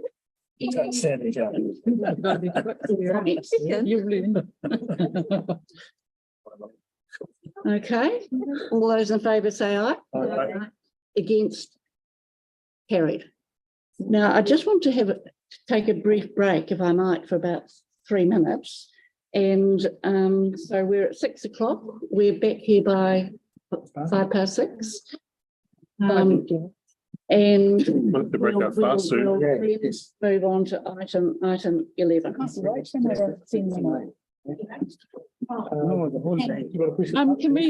Can we pause the live stream during the break? No, we can't. The live stream. You're silent in the day. Silencing it and put a screen across it. Oh, you're the best, Marie. Can I ask, like moving and seconding, I just assumed that we'd be kind of vaguely in our own areas. So I have an opportunity to second or move Hornby. Yeah. I think I've done it 2 or 3 times in the whole time because I'm not quick enough. Yeah, that's why I don't move anything. Well, Tyler did awful today. I did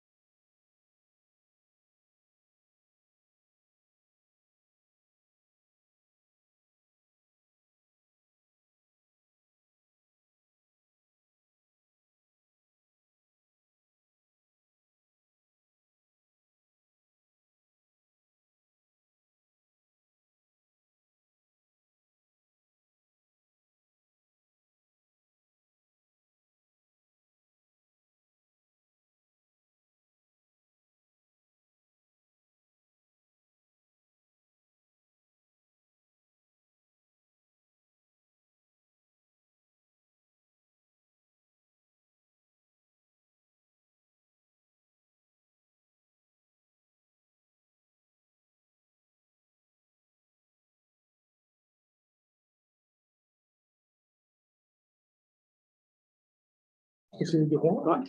Now, I'm planning to move as a whole the discretionary funding.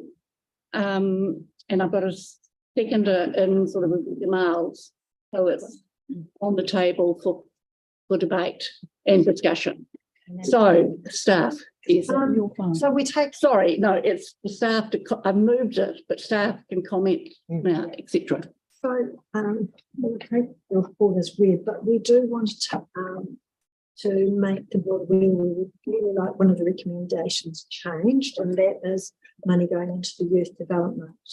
And the reason why is when we wrote the report, we've since had 4 youth development applications. And so the money that you give tonight will be exhausted by next month, and then we'll have to come back again. So it would be great if that could be increased to 4,000, would be lovely. So as you're aware that, you know, if there is any left over at the end of the year, just continue to do it. So what are you proposing then? 4,000. 4,000, okay. Is there a monthly allocation for the youth development fund, or so? Where's the other 2,000 coming from? So from the DA, so we recommended 2,000 Yep. originally when we wrote the report, but after we wrote the report, 4 applications came in, and we thought, oh dear, we're going to exhaust that fund. Oh no, I've got no qualms about it. I just want to know. For new board members, Yep. the Youth Development Fund was set up in at the start of the financial year. So money was allocated from the discretionary response fund into the Youth Development Fund for the board to allocate, with a delegated decision making through email. So that's how it's been set up. So it's when they come in that the applications are put to you all. So that's when you see those, and it's got a majority. It needs a majority of 5 members agreeing to, as the majority to agree to it. So approve it. And I certainly support that. Is there anyone who doesn't support that being raised to 6,000? 4,000. Anyone who doesn't know that? Can I ask a question? Yeah, sure. There was discussion around staff having the capability to approve it because we weren't all able to. So one respond. Of the things, so some other board members, the manager has delegated authority. What we've discussed as a team is that we would bring a report at the end of beginning of next financial year rather than do anything this financial year, and then the board can have a debate about whether they want to go one way or another way. Cool. Okay. Thank you. So I've got a mover and seconder. Andre? Can you please clarify the point around 3.14? Yeah, it's a number of different number points. The mention of a $20,000 fund. Yes. Now the recommendation in front of us talks about it. It's saying that the community board has a delegation. So it's not a decision in front of us to allocate $20,000. Is that correct? Yes, certainly. Dan? Yeah. Or I could speak to that. So advice has been sought from staff around the ability of the board to make an allocation towards that discretionary response fund. And so that's what's been given, the advice there for the board to note.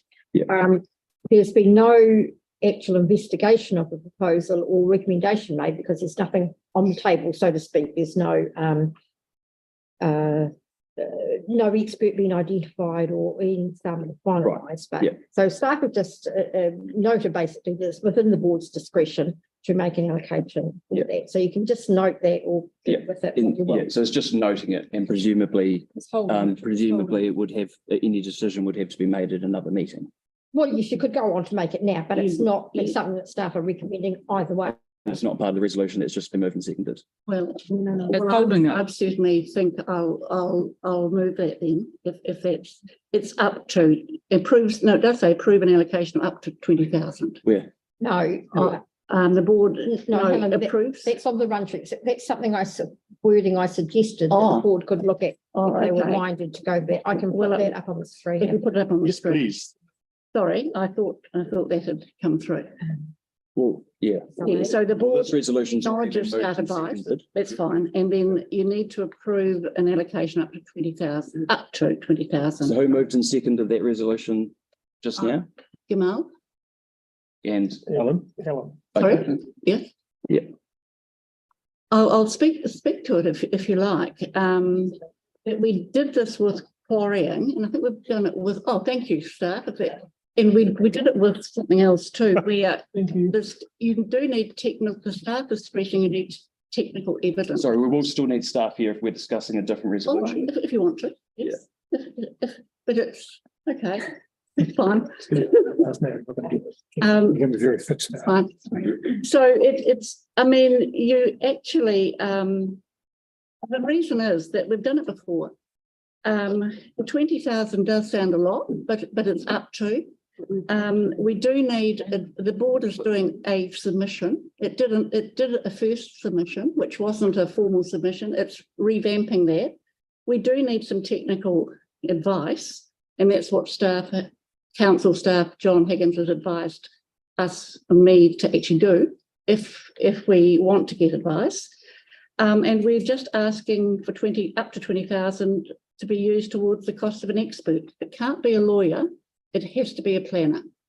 So that's really, and we need to probably get that approved today because the submissions have to go in on the 3rd of May. People can submit, we can technically submit later. Well, no, we can't submit later. A technical expert technically could submit later, but it's probably better that there's some advice at this stage. And then if there's technical evidence that's compiled and he or she becomes the expert and gives evidence at the hearing. It becomes, I've been through this before with the hearings panel in 2015, it becomes quite technical. I think Riccarton and Hornby are particularly affected by the height of 6 stories. Hornby is as well. Halswell is as well in the future. But there doesn't seem to be any movement from Hornby residents on this. Funding. So it's really up to Halswell what, in fact, Halswell people want on that. But it's certainly important to have that so that anything that we say as lay people is backed up by technical evidence. It would be a submission on the behalf of the board. So it would be taking across the ward study, if you like, and bringing up some of the key concerns. Mark Peters, then Debbie, then Tyler. Very good. Seeing how the councillors are actually going to be decision makers at the end of the day on this, I'm wondering whether as councillors we should perhaps sit back from this decision and leave it to the board members. Well, you can make decisions about funding though.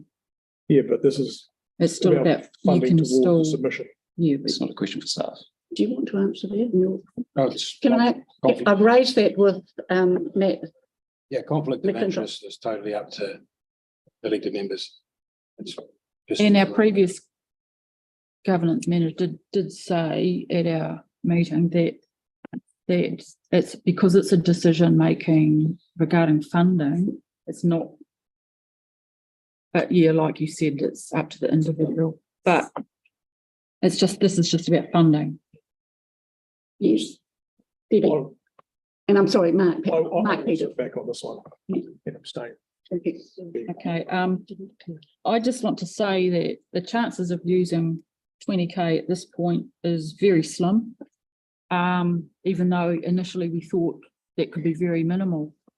The reason I say that is because we don't even have a planner allocated. When I did my own homework on this, a planner had said to me, we're leaving it really, really tough to even try and find somebody to try and discuss these technical expert situations with us. And without mentioning names, the person responsible said that they would look into it the next day and it hasn't been done. So it's just, in my opinion, it's put our board into a very vulnerable position time-wise. So if you've got concerns about 20K, the thing is that we will obviously need to pay for a bit of consultation with somebody, perhaps, but and it would be very hard to find somebody in Canterbury, so I've heard. So if we don't use 20K, it just still stays in the fund. I understand. Okay, yeah, I've got Andre and then Tyler. Have you got a mover and a seconder for this Yes, resolution? Who? I'm moving in. No, you've moved a different resolution and Gamal seconded it, so you're going to need a different mover and a seconder for this.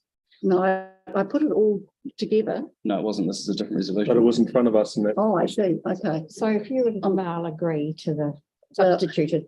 We'll approve an allocation. I'm sorry, I thought it was in front of you. Approve an allocation up to 20,000 2022-23 discretionary response fund to be used towards the cost of an expert to support the board submission on the council's plan change 14, and I've put and plan change 13. Can I? The reason I'm going to say why we should do that is that last time in 2015, the residents group I'm connected with didn't lodge a submission on behalf of some of the people in Harakiki, Kilmarnock Street area because they thought it looked all right. And then during the process, it changed. So the zoning actually changed on it. So I think we need to put an and plan change 13. And I'll move that because we need to put in a message of support where in fact we actually support it, because if we don't, then people can come in and change things through mediation. Can I please add 2 words? Can I please add where you've got experts, which I can't quite see. I've got expert. Cost of experts. Yeah. And in brackets beside that, can we please have external or before the word experts, of course, of external experts and in brackets non-conflicted. Because if we just leave experts there, that means that we could actually I'm very happy counsel because that's we would get external people and we would get we have to ask. We need the staff to go. This isn't a staff recommendation, so the staff can go. It's not. Thank you. Okay. I've got a question about the discretionary response fund. Yes. For staff. Okay, that's fine. Sorry, you're up. Sorry, guys. I'll get onto Helen's stuff in a second, but I'm just wondering how much in a financial year is there? What's in the discretionary response fund? How much is there per year? It will vary. The board gets, the board has a strengthening communities fund allocation. So once the board allocates the strengthening communities grants, there is a resolution to transfer the remaining money into the discretionary response fund. So this financial year, the board had $242,693 in its discretionary response fund. Okay, and how many applications have gone through that? Do you know, Marie? I think in the area report, is there a funding report in the area report at the moment? I think there is an report. Yeah. It can vary from year to year as well.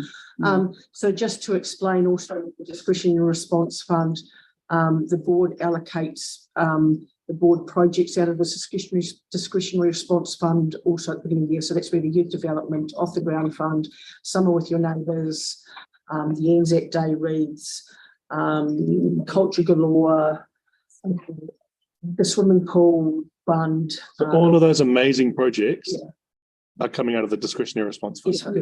Okay. You've spent 160,000. So it's been 160. And Thank you. strengthening community fund goes to organisations who are more established on the whole. So yes, it can go. Yeah, it can go to. It just depends on who applies. And on average, what's the size of those applications? Just an average. For the youth development or ballpoint. for the Discretionary response. Discretionary response. Well, it can really vary from 2,000 or 1,000 to 15, 20, 50, 20, 30,000, depending on what they come from. So it might be a small group who might come and say, well, look, we need new dictionaries for our Scrabble club and need $150 to someone who needs new tennis courts. And so it's going to cost them $100,000. And have we met the end of our discretionary response funds in the past? Have we actually spent all of it?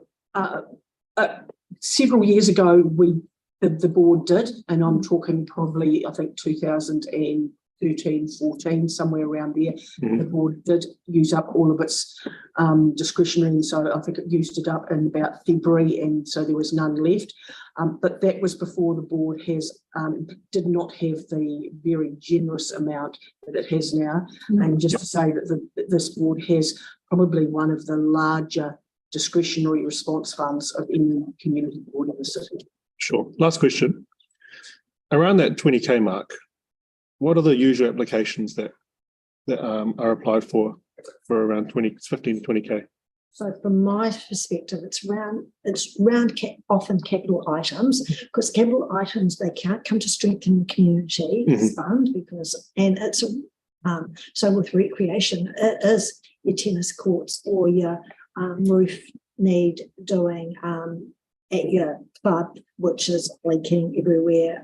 So those are your lights for fields that need replacing. So, and it's usually a portion of what they need. What their costs are. Yeah. So that's and could I just answer that question? It was one issue I know, St. Peter's Church, and during the earthquake was damaged, and they applied for 30,000. We did 15,000 over 2 years, and that was to help them with restoration. So that's the sort, and it could go to the Hornby, for instance. You know, we could do 15,000. Why it was done over 2 years is because the board did not have 30,000. So that was 1 year where it didn't quite run out, but it just about did. So, but really, that's a very fair situation, and we wouldn't probably advocate doing that. So it's mainly for projects of longevity that are looked at to be long term. Well, not just projects that don't meet the fund of the strengthening communities criteria. So it's up to the board. So, and often those projects are around capital items that, you know, that a group need. But sometimes it will be something else that's happened and it's not a capital item, but they need assistance and it's an unforeseen. Okay. Thank you, Mark. I've got one for you, Helen, but I'll actually wait till later. Okay. Andre? Yeah. Mark first. Mark's quickly an interest of this, Mike. Yeah, but can I just ask one quick question around what was to the quarry right in Templeton? Yes. Because that's relevant. Yes. But you've declared an interest, you shouldn't participate. Okay. So does that mean that the other councillors need to, or is it just Mark? No. Individual? No. Okay. No. Andre? Now, when is your board submission committee taking place? We're meeting hopefully next week, and we do have to have a submission on the 3rd of May. But presumably it's a submissions committee? It's a submission. We don't have that. We didn't. Okay, so it's a submission that can be made by the board. Yeah. So you're meeting next week to discuss your submission. Well, that was meant to be with our delegated planner. That was what was agreed with our submissions committee, that the next meeting would be with our appointed planner, which we don't have, which I have to query whether or not that meeting will now go ahead. Otherwise, we're going round and round. Well, and I say, Debbie, I did give it to you at one point because I got overwhelmed with family issues, and then you said no, sorry, and you gave it back to me. So no, you asked me. No, I did. I'd sent it through. Anyway. Thank you, staff. Yes. Thank you. So I think we probably sorry, I haven't asked my question. Debate on this actually. That's Alan, thank you. I haven't asked my questions, Alan. Sorry? I haven't asked my questions. A question of staff or? No, or mainly for yourself. So your board is maybe going to meet next week to do your submission. Well, who's the experts that you've got lined up? We've got one name only at present. You've got one name? Yeah. That I've forwarded to you, that you asked for today, which I sent to you 3 weeks ago. Yes. And who's the name? No, I can find. Well, I don't think we should say that in public. Well, if we're going to put They're not- $20,000 they're towards not something. engaged. Yeah. But they aren't engaged. We would. They haven't been they haven't had a phone call I yet. do have a background in planning, Andre. They haven't been engaged yet. No, No. they haven't. They Okay. haven't even had a phone call. So we're So- getting the approval in principle. Okay, so the board is maybe going to meet next week to make a submission, but the board has yet to engage an expert. We have done a draft. We're going to look, this is what the timetable is, it's turned out. We will then try and make it as best as we can, our draft. And then at the same time, I will have to try and find someone tomorrow and see if that person's available. I have to find a couple of other people. Okay, so And it depends if they are conflicted, actually. So you want our board to allocate potentially $20,000 to help make a submission to get expert advice from someone who we don't know when it is, we don't know if they'll be available, and we don't know when your submission's being No, made. we will do a submission. Yeah. What we're asking for, and we did this with the quarries, is the technical expert gives evidence. Yeah, but you can't tell us who that might be from, and you haven't engaged with them at this Well, we stage. So won't be you given haven't sought a quote either. No. Well, I would. So you haven't sought approximate costs. Look, I think this is quite tricky because there have been efforts that I've done on a personal level to find a landscape architect. Yeah. It is tricky because a lot of people are tied up with other submitters, particularly corporates. So we do have to find somebody, but we're getting approval in principle. I mean, that it's been done before. We can come back to you if you like with who we're recommending, if you want that. If I can assist, Andre, I don't mean to. No, you're right. Step in, Yeah. but so the board will put a submission in and they've got a submission drafted. Yeah. They may engage somebody to look at that submission. They may lodge the submission as is, but look for a planner, probably a planner, to give evidence at the hearing down the track. So it's not necessarily to write the submission for the board. The idea, Andre, was to get unconflicted expert advice. And they can get. And we may not have that. At the hearing. We may not get that. If as a lay submitter, you can't get cross-examined. As a technical witness, you can be cross-examined. So there's quite a major difference, really. When we had that with the quarries, we did a submission and then the technical expert, a planner, gave evidence. And how much was given? About 5,000 then. How much? 5,000 or 6,000. For the quarry? Was it more than that? Was it higher than that? Was it 10? I mean, I would think it would be 10. I would like a number, but yeah. Okay, so you've got no indication on what sort of costs you're looking at. No. Well, we've If said. you haven't engaged anyone, so you don't know what the costs may or may not be. Well, I don't think that's the issue. We come. It's very much the issue because it's public money. It's ratepayer money that comes from But- youth groups, from community groups, from infrastructure in our churches, from our community centres, and you can't tell us how much these things might Well, cost. this was done before. We did it with the Halswell Community Project. We were hoping to have That was a youth worker, and they've hired the youth worker, and some not saying there's anything wrong and some with people it, voted but I'm against just, it. we were I'll add. hoping to have a planner by done before, and we need to do it at this meeting because we were we hoping need to know so we can start. I can assure you that youth worker decision went through a lot more scrutiny than what this has. No. Through all sorts. of If in fact. Took about an hour. We can engage a planner, if there is someone non-conflicted, then we can come to you if you're happy with that. If you'd rather have names, we can do that internally. So when the Halswell Toy Library asked us for $400 in funding, the criteria they has to meet said, does it align with council strategies? What is the staff assessment? How many volunteers are involved? What is the amount? What's it towards? How much is it going to cost? If someone wants $400 towards a toy library event, they have to tick all of these boxes and go through all of these hoops and questions. Yeah. But we can allocate funding without any information whatsoever to go with it. Allocating. It's a special circumstance. Our planner. It's a very they were special dictated circumstance. to by central government. We've been told to do certain, council's been told to do certain things. Yeah, you haven't been told to allocate. And we're communities told money. by our planners, no. if you want to be successful in some issues, you'll need to get expert evidence. They've written that down. You need expert evidence. We do need to get expert evidence if we want to be at least have some chance of. We were hoping to have a planner. You have to remember too that it's 20,000 for the average person. I went to a Hornby meeting and all the people there were 60 people there at the Hornby residents meeting. They were all opposed to what's happening. I read They their all minutes and you want told them a lot of inaccurate We can information. do it as best we can, but it's not going to be sometimes as effective as an expert who can look at it and quote similar cases in the past, or say, look, he could advise us and we could say, well, we can't advance that argument.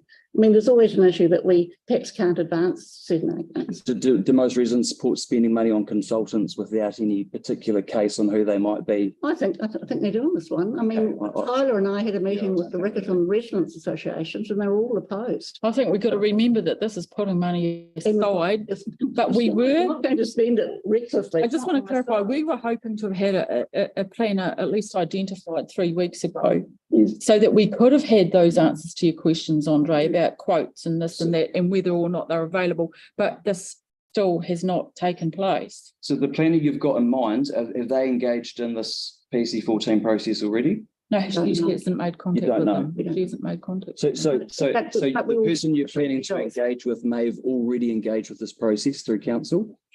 They could be. They could have. So if that process has already been going on for a year and they may have already been engaged in that process, I doubt what it. would spending this I money doubt they'd be engaged with change? council. Yeah. I suspect they could be engaged by a developer or someone like that.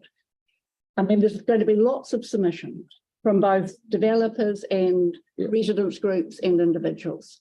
So I think is there any more debate on this? You're welcome to. I would like to ask. These are questions. I would like to ask a question. Helen, I sent you through a name of a planner this morning, which I did send to you 3 weeks ago. That's right. So which you did mention that you were going to follow up. I opened it now and I can ring them tomorrow. So I'm wondering, from when I sent it to you this morning, have you had a chance to ring them at all today prior to? I opened it. I couldn't open the link for some reason. Faye opened it for me. Yes, Faye opened it for me. So I haven't rung him, but I will tomorrow morning. But I think we have this debate. If you want to vote against it, do. Well, So I've got a quick- I've got a question, look, at the end of the day, it's up to the board to actually decide. It's not unusual. We spent up to 50,000 for the Hornby community project. And I it just was think at we- that stage very unclear. I just think that That's community group. I'm not saying that we shouldn't have done it either. I'm just saying that we've done it before. We will come back to you if it gives you any assurance. We will come back to you with the name of a planner and costs if you would like something more specific. Are we in debate yet? No. Helen. Well, I'm just about to move I'm going to move it. Wow, I just need to make one comment. Sure. And it's just about money. If you move the staff recommendations, which has nothing to do with the 20,000, by the way, you're down to $67,000 in your DRF. If you tie up 20,000 of that, you're going to have 40,000 left for the community. 47. Until when? For this financial year. That's That's the question. But But money comes through again in September? Yep. Yes. September, July. Yeah. But that's Yeah, I mean, just letting you know what you've got every left. allocation comes through in early September, August, September. About then. Yeah, so the reason we So can I clarify July or September? The new money comes in. It's July. August, September. So the new, can I? Yeah. Sorry, I should be at the table. The new, while the new financial year starts on the 1st of July, the new discretion response fund does not come in until after you have done the allocation of the Strengthening Communities Fund, and that meeting is mid-August. So then the transfer gets done after you've done the Strengthening Communities allocation. So that 67 goes all the way up until mid-August until it renews. So what I'm saying here though is just want to thank you very much. 7 items that all equal to $13,000. And then we're trying to have the audacity to go for $20,000 for ifs, ands, buts, and maybes, Helen. I just don't get it. No, can I? And it doesn't work within. There will be somebody. Consultants. If I've made an error in this, I apologise. Can I just? But I think the issue is, are you prepared to spend this money on an expert to give evidence? Helen, we've had this discussion regarding this amongst the submissions panel, right? Yeah. The reason we originally, as Mark will remember, there's been, in my 10-year term, we've had one huge major issue that I can recall where we've needed expert advice. That was the quarry, and the amount kept going up and up and up. We needed to keep going back to staff. Can we have some more? Can we please have some more? Can we please have some more? It was a very serious matter. What we want to do is make sure that we are presenting accurately in our submission as a board. That's why we want unconflicted expert advice. We've maximised it at 20 because during our discussions, we thought 5, 10, and then we thought, oh, well, do we want to keep coming back for more? That's why it was suggested that perhaps if we cap it at 20, we don't have to use it all. It's initially for consultation. Are we on the right track? Are we, we really want external expert advice. This is the second major issue in my 10 years of sitting on the board. I believe it's warranted, but I also believe that we've really compromised our position as a board for delaying the appointment of a planner for so long because we're going to put them under incredible pressure, the staff. Are we in questions or debate? Pardon? Are we in questions or debate? Oh, we probably debate. Well, I've got more questions. I mean, how does this lie under the DRF? It's putting aside. In note C, it says any decision, however, must be taken within the purpose and criteria of the discretionary response fund, of which you have nothing there. With all practicable options available, identified and with sufficient time given. The reason we have a discretionary response fund is at the board's discretion. So the board is able to, we did the Horseville community project, we could do this, we did the quarrying, we could do a swimming pool event, extending the Horseville swimming pool hours. Can I see the application to put up to $20,000 for your discretionary? Well, it's up to 20,000. We're only having meetings once a month.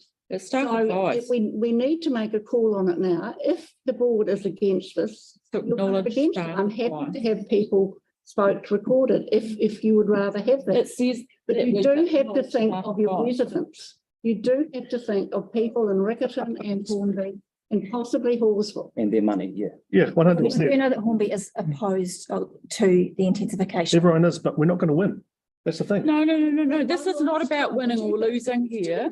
We won. This is You're not about talking winning. about a government reform, not a quarry. We're talking about a whole. Can I say, government we had the independent hearings panel, the same process in 2015, and 2 residents groups won.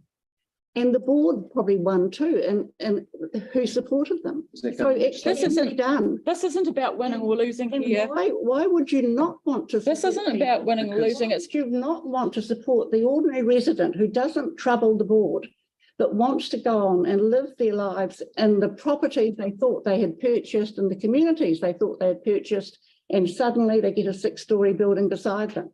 Why would you not want to see if there's any way of mitigating that? I think it might be that you accept 3 stories. Because thousands of hours have gone into this already. Yeah. 50% has become a qualifying matter in our city. I don't understand it. I know that thousands. I know that if I'm sitting on the independent hearings panel, and as I have sat on panels, I know that I really value expert advice. A lay person's opinion doesn't have a lot of weighting. Well, it can do because they come from varying backgrounds, but it's just the expert advice. I know what you're saying in regards to it's a centralised instruction, but it's about where we can perhaps have changes or, make amendments within the plan, which has already been discussed. And we just want to ensure that we're on the right track, that there's nothing. I understand the hours that have gone into it, and I really appreciate that. But we may not use all of that. All I'm saying is that with the quarry, we keep coming back for more and more and more. There could be an amendment to say 10,000 if that was something that you wanted to do, but that could be, once like I said, the chances of finding anybody anyway at this stage before the 3rd of May is very slim. Yeah. 20,000 is farcical, first of all, and second of all, the average consultant charges between 150 to 180 an hour. And if you do the maths between now and the 3rd of May, that's around 133 hours. They would give advice, but they would table after the 3rd of May if we've got specific grounds. Now, I'm going to have to open up for debate because I think people probably seem to have made up their minds on the subject. And I think that we need to have debate, and then I put the resolution. If people wish to vote against it, that's fine. We'll just take a vote. We haven't had a lot of issues where it's been divided opinion, but we can have a divided view. I think it happens at council. Helen, can we just clarify the resolution Well, before we go into debate? Yes. So my understanding is that the resolution now moved by yourself and seconded by Gamal is the staff recommendations 1 to 7 with the note substituted for the wording put up on the screen now, 1 and 2. 1 and 2, yes. Is that correct? Is that yes what's been moved and seconded? Yes. Okay. Thank you. Can you Right. please clarify by point 3.20 around the staff advice? 3.20. I'm sorry, I can't see it. We've got 3.1. 3.2.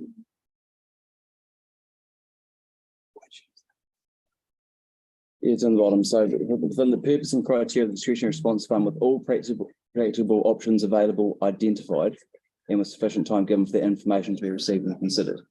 So what's the definition of with all options available and sufficient time given? Because there's no options. I've got for the discretionary response fund to be used towards the cost of an external and non-conflicted expert to support the board's submission on the council's plan change 14 and plan change 13. Okay, so what are the practical options available? So those are the statutory requirements Yeah. for decision making. Yeah.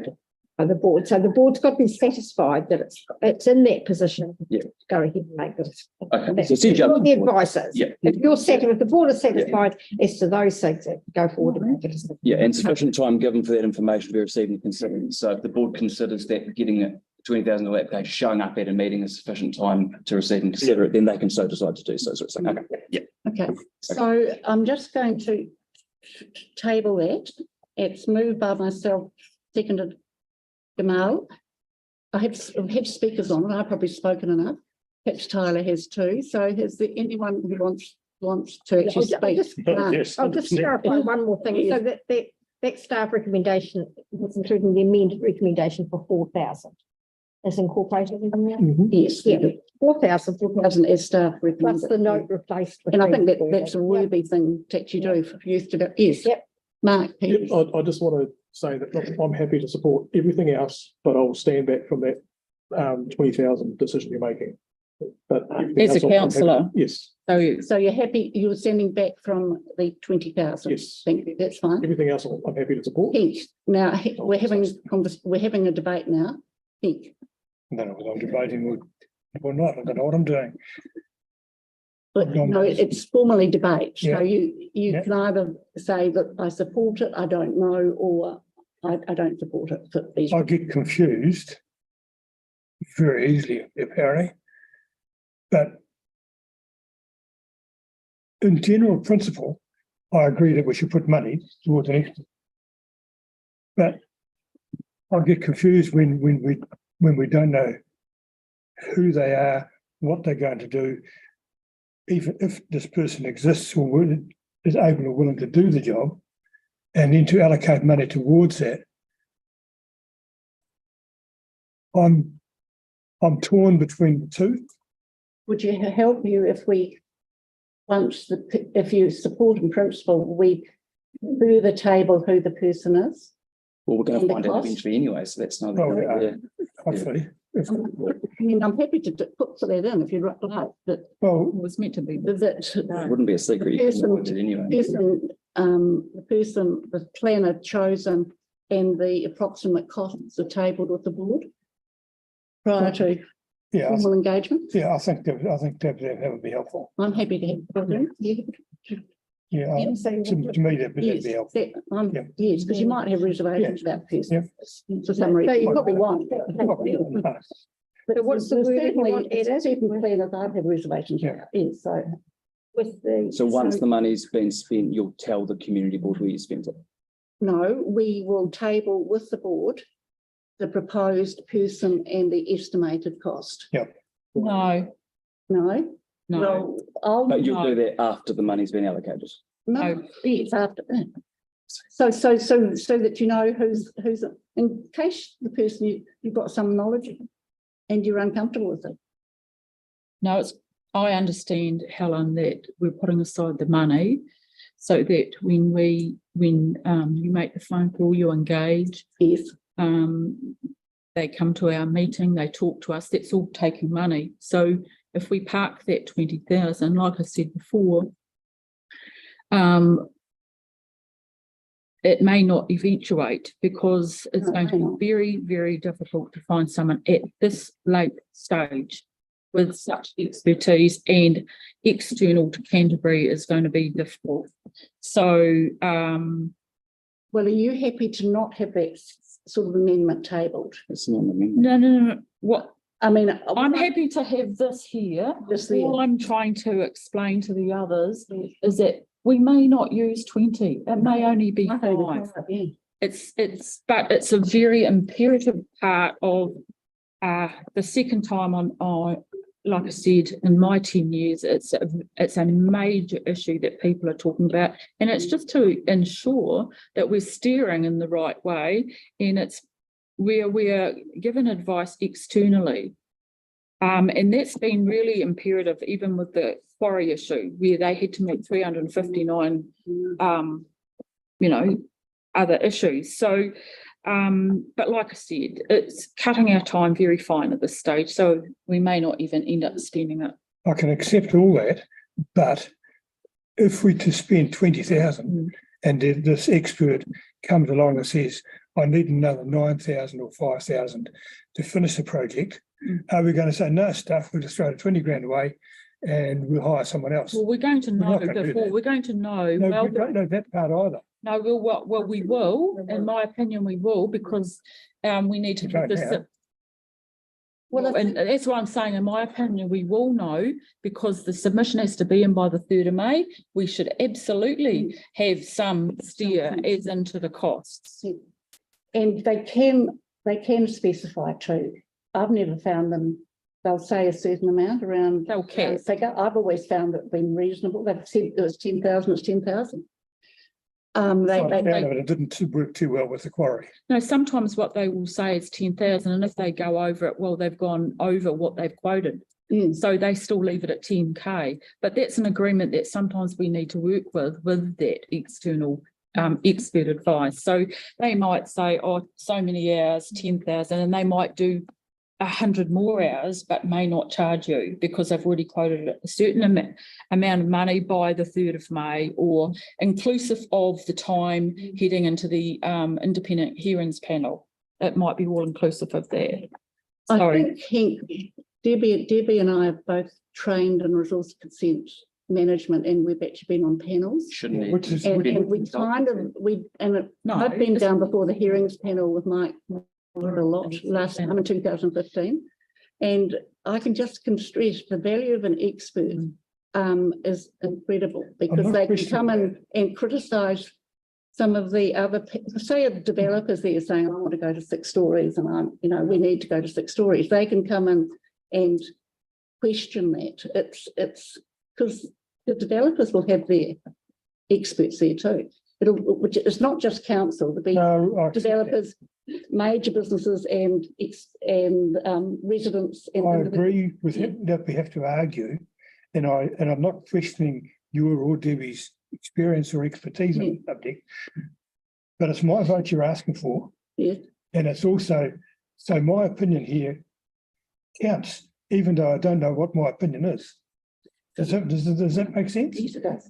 I'm putting faith in a system that, in a manner which seems to me 20,000 to me is a lot of money, right?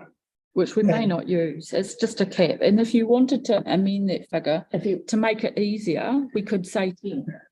I don't know whether I do. 15. That's the trouble, because I really think it's important. Yeah, it is important. Well, would you accept that we put in what he had agreed to, that we accept that before anyone is formally engaged, the name and the potential cost is circulated around the board? I'm not sure what you're asking me. Well, I'm asking you because I thought I was going to move that and you had said no. Oh. So you'd circulate it, but you would do it anyway because you would have the call. No, circulate it. So, sorry, I thought you had said no.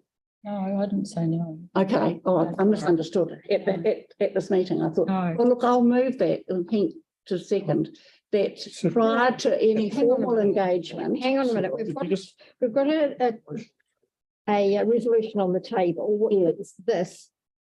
Moved by yourself, seconded by Gamal. So if you want to perhaps suggest a change to that. No, it's an amendment. You don't have to, it hasn't been voted on. I mean, if you and Gamal agree to the change as mover and seconder, that's all you need to do. Well, if you're happy without with that, involving Gamal, prior to any formal appointment, the name and the potential cost of that individual or company will be circulated to board members. And what if they object? Sorry? And what if they object? You circulate it, but do it anyway. Well, you'd object if you had some real, I mean, you have to vote no now if you don't want to actually fund this. That's the way to do this. You vote now, but to assure people that we've done everything possible to get a good, competent person, I think we can agree to circulate the name. But you would make the call on who to engage and how much to spend of that 20. Well, that's the we can make a call, but send it round to you. That's and then who would make a call? Well, the board. No, the submissions committee. Or well, the group who are working on this. It's the board. I mean, basically, there's a question mark about whether, but I think Matt McClintock's agreed that councillors can take part in this. And I know there's quite a divided view on this, and I'm happy to have that. If there's a divided view, there's a divided view. Because it's a bad decision. And we don't need to argue about it. We have a vote. That's the way it works. So we put in something to give some assurance that we're not appointing some. It was recommended by our previous governance manager that this is a very practical way to move forward. Like I said, I was just concerned about the timing. So the timing is probably on your side because it may not happen. Tighten it up. So the name, we can find a planner that's got absolutely nothing on their books at the moment. We'll be very lucky, but I don't think there'll be planners that have nothing. So the wording I've added in there now for your consideration is prior to any appointment, the name of any prospective expert and estimated costs to be advised to the board. It will be circulated to the board for any comment. How is the board going to comment? How is the board going to comment? Well, I think you'd write back and say, look, I've worked with this person before and it didn't work. I mean, that is all I've got reservations about this person. It's got to be advised to board members for comment. Yes. Not board. Yes. Board members for comment. Is that right? Yes. Well, Deb's recommendation already isn't external because you know them, right, Deb? Pardon? No, I don't. No. So where is this person from? Well, like Helen said, the discussion hasn't been made, so it wouldn't be wise or practical to name them because I never said name them. I just said where they're from. Consultants. Yes, consultants. Okay. So a phone call hasn't yet been made. No, it's been with Helen for 3 weeks. So I will put with that amendment. Gamal, you're okay with that? Yep. So, I mean, obviously there's some strong feelings against this, but I just ask you to think of your resident in your area who wants as good a representation as possible at the hearings panel. That's all that's being asked of. At the end of the day, who knows what's going to come out of this?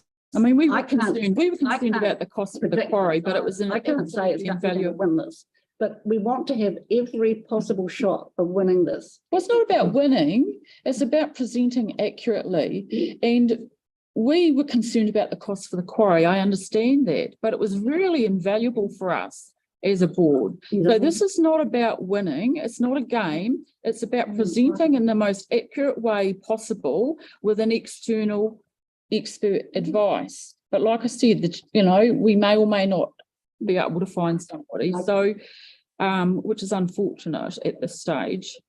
Well, look, I'm going to actually move. Well, we're in debate. We've opened up for debate. Is there anyone who wants to add anything? Andre. Yeah, so this process has taken a good couple of years at council.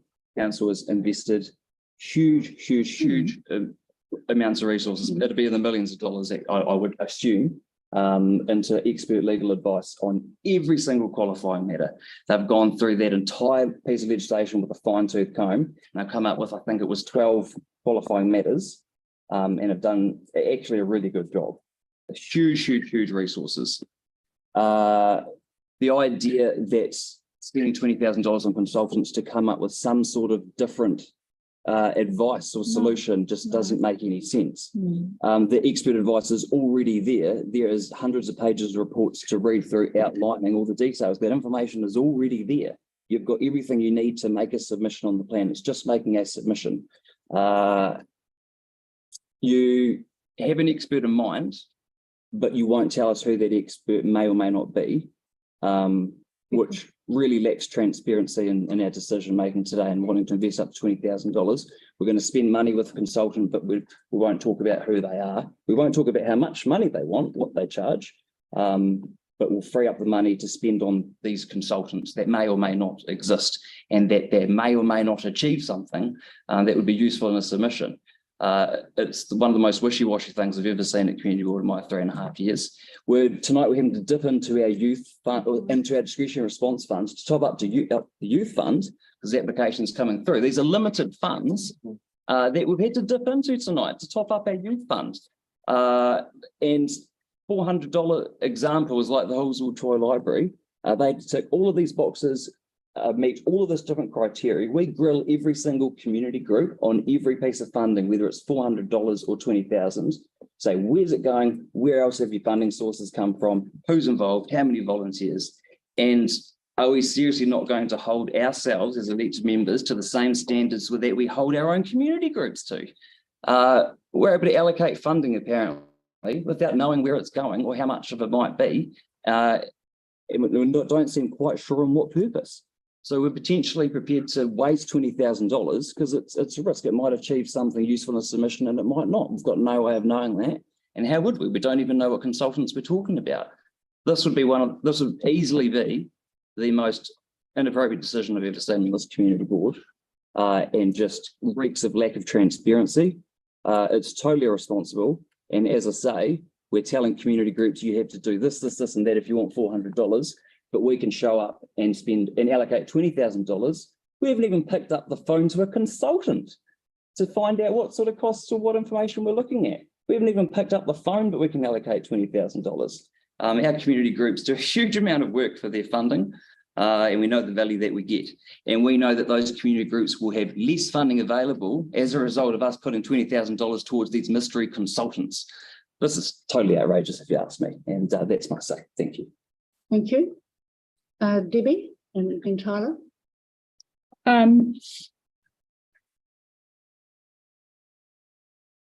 We also have the capacity to be funding residents' associations on this matter, and we've already told them, and I think they're taking us up on that.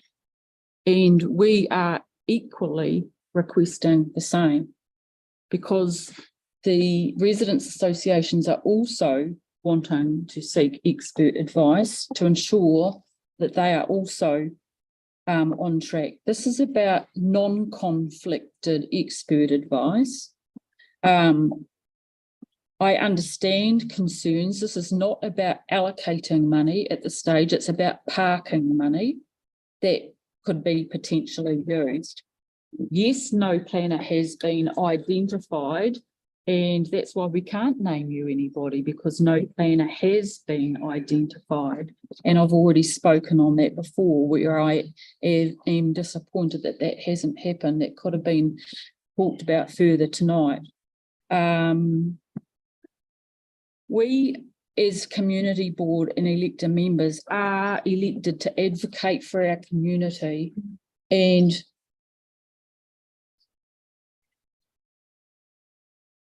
we as elected members are appointed to advocate for our community, and we have done this on several major issues. One being Denton Park was a huge one in regarding advocacy. The other one was the quarry, where we needed expert advice too, which we absolutely needed. It was a huge matter. There is no lack of transparency here, because there is no planner to identify. We have been transparent with our community board members, who are the only people on our board that can put a say in regards to the submission, because the decision makers are the councillors. The councillors around our table, yes, have a say in regards to the funding, but they also need to understand that we want to present the most accurate way possible. And yes, we have experts in the council, and I've had conversations with them, and yes, they are very expert. But once again, I'm hearing from the community that they want to hear from external, non-conflicted sources, because they seem to think that it's all an internal control situation. And that's why it's really imperative to have non-conflicted planners for such of this situation. And look, $20,000 on the scheme of things, I know singularly is a lot of money, but when we're talking about such a major issue, of which I have spoken to many people on regards to this matter, it's a minimal price to pay for the expert advice to be given. And so that is why I am supporting parking the $20,000 for the expert advice. Now, once again, that doesn't mean we will use all of that, but it's imperative to support and advocate for the community that have their concerns and have come to me with their concerns, as they probably have to many of you. Heard about it at Hornby myself. And like I said, the residents associations can come to our board and ask, and yes, they'll be presenting documentation and names, etc. at that time, as will we be. This is just a parking at this point. Thank you. So I will be supporting the funding of this. But like I said, I have reservations that we will find anybody at this short stage. Thank you. Tyler. Let me start off by saying that this process is absolutely farcical. This has nothing to do with the $20,000 at this point. The way that this was done is bad decision-making as a whole. There is no application, there's no clarity, there's nothing to say what we're going to do when we're going to do it. There is no timeline. When we actually try and go through all of these applications and say they need all of these KPIs, it's absolutely ridiculous. And that shows a lack of organization from those who are organized this. That shows the lack of transparency, like Andre was talking about, around the way that we're doing things. $20,000 is a lot of money. With $20,000, I was able to feed 800 mouths with that. That is absolutely bonkers to me. And we're playing with ifs and buts and maybes by QMs that should essentially go through because government has said it so. Now, I'm going to say this right now. If I see anything in our submission about central government mandates, that's going to be absolutely ridiculous. And historically, I came into this community board, and before I even got into this community board, I knew that I've heard things about this community board and the way they make decisions. They make decisions that are rushed, that are absolutely farcical, like I was talking about before, and that was by the lack of communication. Can I call a point of order there? Because I think you can't go down this path. under the code of conduct, I think you have to keep your. That's fine. I'll reword. You have to keep your, what's the word? Your speech or your words to what's I'll reword. in front of us. Point of order, his comment was around a rushed process, and this is a $20,000 decision that's shown up mid-meeting, Yeah, I suppose. not before if you mid-meeting, say so it's very right. rushed. Can I So just- he's I- within his I rights to think- say it's rushed. Also point of order, Madam Chair. He hasn't breached it. 100%. Also point of order, I would like to clarify that this process we requested from our previous governance manager. So we took on what was advised to us of the process. That's a big point of order. Yes. So when you're calling it farcical, you're calling the staff No, I'm not. advice I to definitely us. am not. Well, that was the staff advice. No, I'm not. We wanted No. to know As how far as I to, understand that we were asked to provide whether or not. staff advice. It's not a recommendation. That's a staff advice. No, You asked for it. Recommendation. Can I? Sorry, recommendation, it's a note. Yeah. It's a note. So this note has been in front of me at 3 o'clock today. We have done this as fast as we could. It had become to the meeting today. So if you just keep to. Okay, let me reiterate the transparency part. Can I clarify? You can keep to what you object to. I don't think you can say it's a lack of transparency or those issues. You can say, I don't support this because Well, certain reasons. here's the doozy. I didn't see anything about this. And even at 3 o'clock today, when I checked over the agenda of when I heard that this was happening, this still wasn't in here. So that is absolutely ridiculous. That's why I'm calling it farcical, lack of transparency, Can because we we have only the got this amendment up, please? tonight. I haven't realised that, I'm sorry. So what? So Well, we don't the, trust you with $20,000 then. The report, we, It's just the ridiculous. report was on the agenda when it was published prior to Easter. The report was, the suggested wording has just been formulated tonight, the alternative wording Yes. has just been formulated tonight. And we never saw it till But now. all we were providing was Thank you, staff Taylor, that's fine. advice as to whether you could do it or not. That's what we were asked to do, and that's what we did. Okay, I'll close out. Yep. To close out, I am definitely not in support of this on the basis of the way that this has been handled.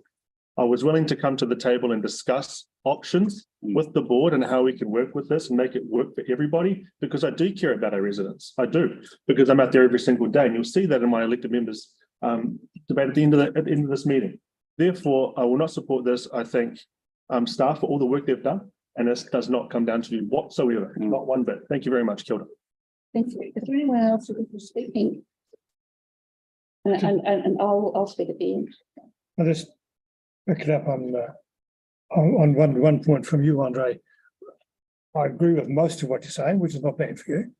But when you say that a whole lot of work has gone from the council, yeah, and I don't question that, and I don't question the integrity of the people doing it, I do think that we have a duty to represent the common Joe Blogg on the street who's going to have potentially a 6-story house either side of her section, to represent him directly, more directly than what the council I think would. I think the council sees an overall plan that they have to work within. Legislation. Yeah, legislation. We need to make sure that the voice of the ordinary Joe Blogg is heard. The guy down Amy's Road who's facing it today, not 6 stories, but 2, maybe 3 stories, and down Gilberthorpe's Road, they're the people that we need to make sure that are heard. And for that reason, I reluctantly, to be fair, support the proposal. Not for any other reason, but because I can't see at this point that we have a choice. We either don't represent them properly, that ordinary person, or we do the very best we can. And if it costs us 20K, Thank you, Hank. so be it, I guess. Thank you. And I'll come in at the end, Sarah. So Yeah, okay. So similar to Henk, I want to advocate for our community, and Hornby residents on the most part oppose intensification. And there's a public perception, yes, it is a government mandate. However, there's a perception that having expert advice would benefit our community. I do really understand where you guys are coming from with the discretionary response fund, with the fact that this has not ticked boxes, and it makes me feel really uneasy, to be honest. I don't know what the answer might be for future decisions, and I think that that's something that we would need to do better, because yeah, it doesn't sit well with me in the way this is being handled.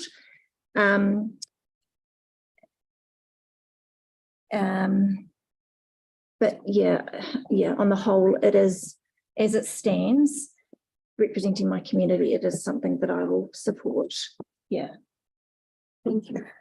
Now, if I could just speak, you wanting to add something, Deborah? Oh, you just want to add that, look, we're all cautious about our money spending, and we all. Are we allowed two debates? Two debates, yeah.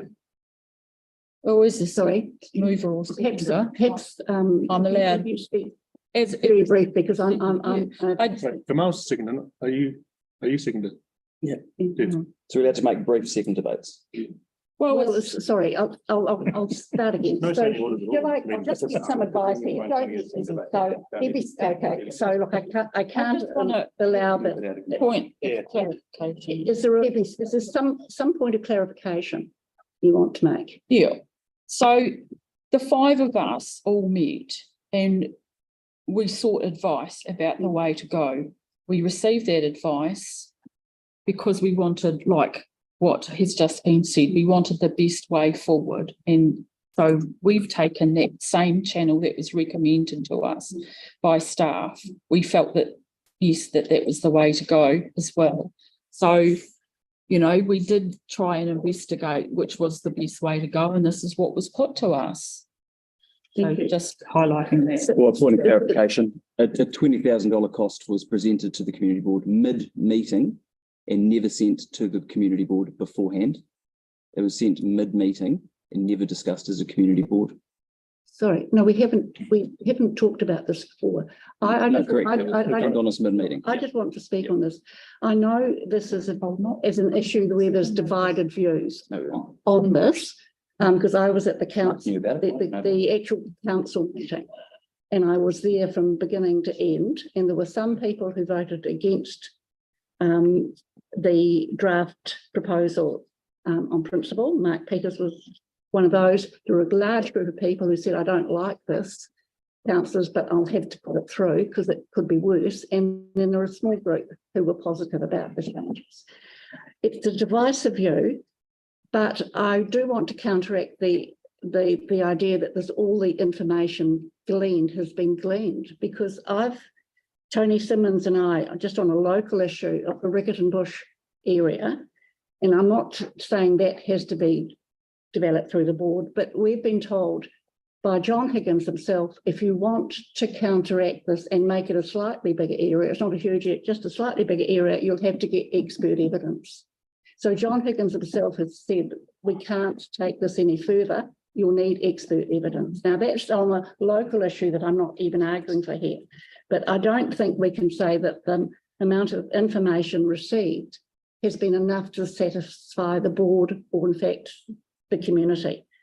I've actually asked John Higgins for a lot of information, that even the information on population, I think has questions about it, whether that's accurate, the population modelling. I can probably get that done through a contact I've got free of charge, but there's a whole lot I think we need to just explore further on behalf of our community. And Riccarton and Hornby are particularly affected by this because they've got large town centres and 6-storey buildings going up around those town centres, and nobody actually wants that. And it's been imposed on council. They've done the best they can, but we do have to stand up for our community. And this is a way to show that we do care, and we will try and do as best as we can. So I'll leave it there, and I'm going to move the resolution. Can you separate the amendment, please? Just Gabar want to speak. Sorry? Did Gabar want to speak? Jamal, are you wanting to speak or you just?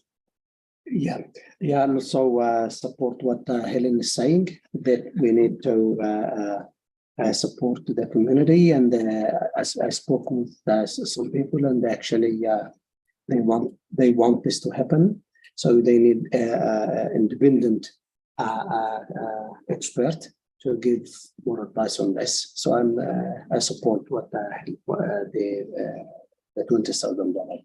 Thank you.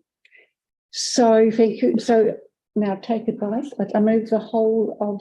Can we separate that, please? Sort of Yeah, we'll separate. separately. Hang on, I'll bring the 1 to 7, then Helen's one. Yeah. bring it up here. So that 1 to 7, just bearing in mind that. Is there anything there that? Yeah, which one?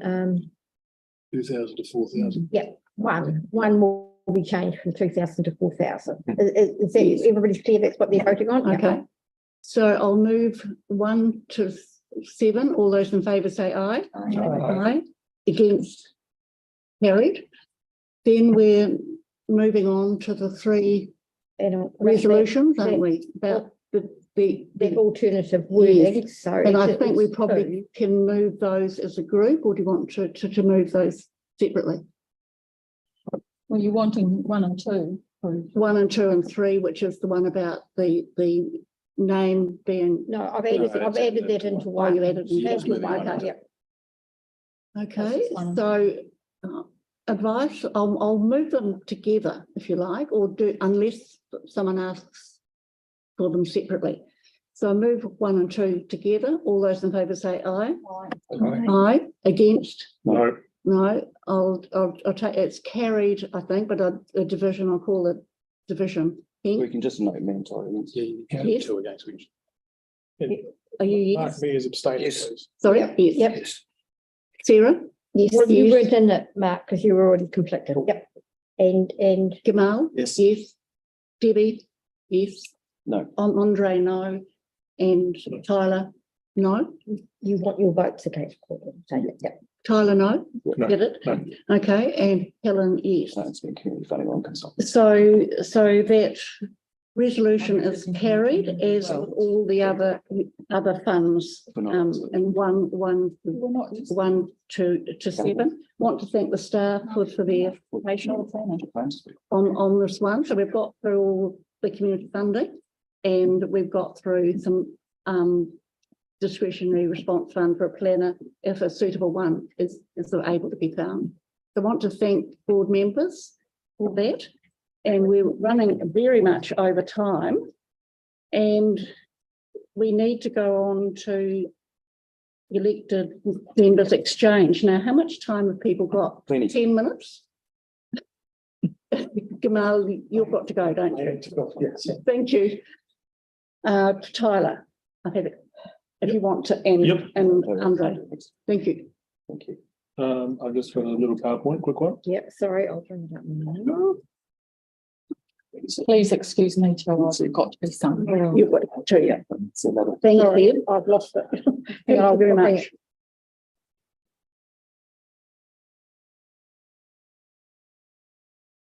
Oh, you know, it was in the PowerPoint. On the right. On the Andre's. It's Andre's, Yeah, yeah. that's If you want to speak, Andre, and I'll find, is that okay? Yeah, that's fine. Yes, I'll start off a bit more negative. We'll get really positive to review. So this is Marshes Road. It's a real concern. Look, short and simple of it, this road is falling apart, as you can see right here. So I've heard from a resident on Marshes Road. She went for a bike ride recently to count up the amount of patch jobs. She counted 450 patch jobs. So during winter, this road's going to get absolutely torn a new one. Torn a new 450, I'd imagine. If you're just able to go to the next, there's another 2 photos there. Just wait a second. I'm just wanting to get advice back on what council's plans for Marshes Road are. Is it to continue patching up for the foreseeable future? Because this is seriously dangerous. So yeah, patch jobs all along, and that photo in the middle. So I've heard from, I think 3 or 4 residents in the last couple of days about residents who have had their cars damaged from Marshes Road. It's causing real damage. It's actually causing a lot of it. and it is extremely dangerous. So yeah, we're good to get some advice back on what council plans would like. Oh yeah, it's getting so much busier now. Huge amount of truck movement. The next one would be the Te Kuri signage. There's a photo down the bottom. So I last asked for signage at Te Kuri at this community board in November when the facility opened. We are 5 months down the track and we've got a report, which is good. And it's I think it's a 5-page report. It is very good. It is very detailed. It would have taken a lot of time, but we don't have any signage. So I have erected 2 of my own signs. There are native wildlife here, and it is not an ideal place to have dogs off the leash. It is an effective control area, so people don't have to have their dogs on a leash, but we are able to put signage up there recommending it, which is what this has done. Can you actually do that? Can I personally put that sign up? No. What I've done is illegal. But can council? Yes, they can. They've done it at other wetlands. So the council can say it's an effective control area. Asking for us to act with urgency on those signs. No, it's up. I mean, it's up to council. I've already asked for it, but I'm sharing the information that I've now gone and erected 2 of the signs myself after waiting patiently over 5 months. So council is able to. It has already put the similar signage up around other wetlands, which are effective control areas. So, but it will say, please keep your dog on a leash for effective control, and it may have a picture of a leash. But it doesn't say dogs must be on a leash because technically they don't have. Has it worked in terms of people putting them on a leash? Well, it was since 2 days ago. Yes. Too soon to say. Oh, too soon to say. I just erected them on Tuesday. Next item is road closures. So I've been asking this community board for about a year or so for us to be notified of road closures. There's currently 5 road closures in the Riccarton area as I understand it. Now, the elected members of Riccarton would never have been notified of any of them. I've had a number in Halswell, some for weeks, months, don't get notified of any of them. So I have put forward a notice of motion at council for our meeting next week. I'm not sure if it's going to be approved or not, but a notice of motion asks for an improved process for if a road's going to be closed, hey, just flick an email to the elected members so they can notify their communities. Easy way to improve engagement, communication between residents and ratepayers without costing or taking up a whole lot of resources. It makes a lot of sense.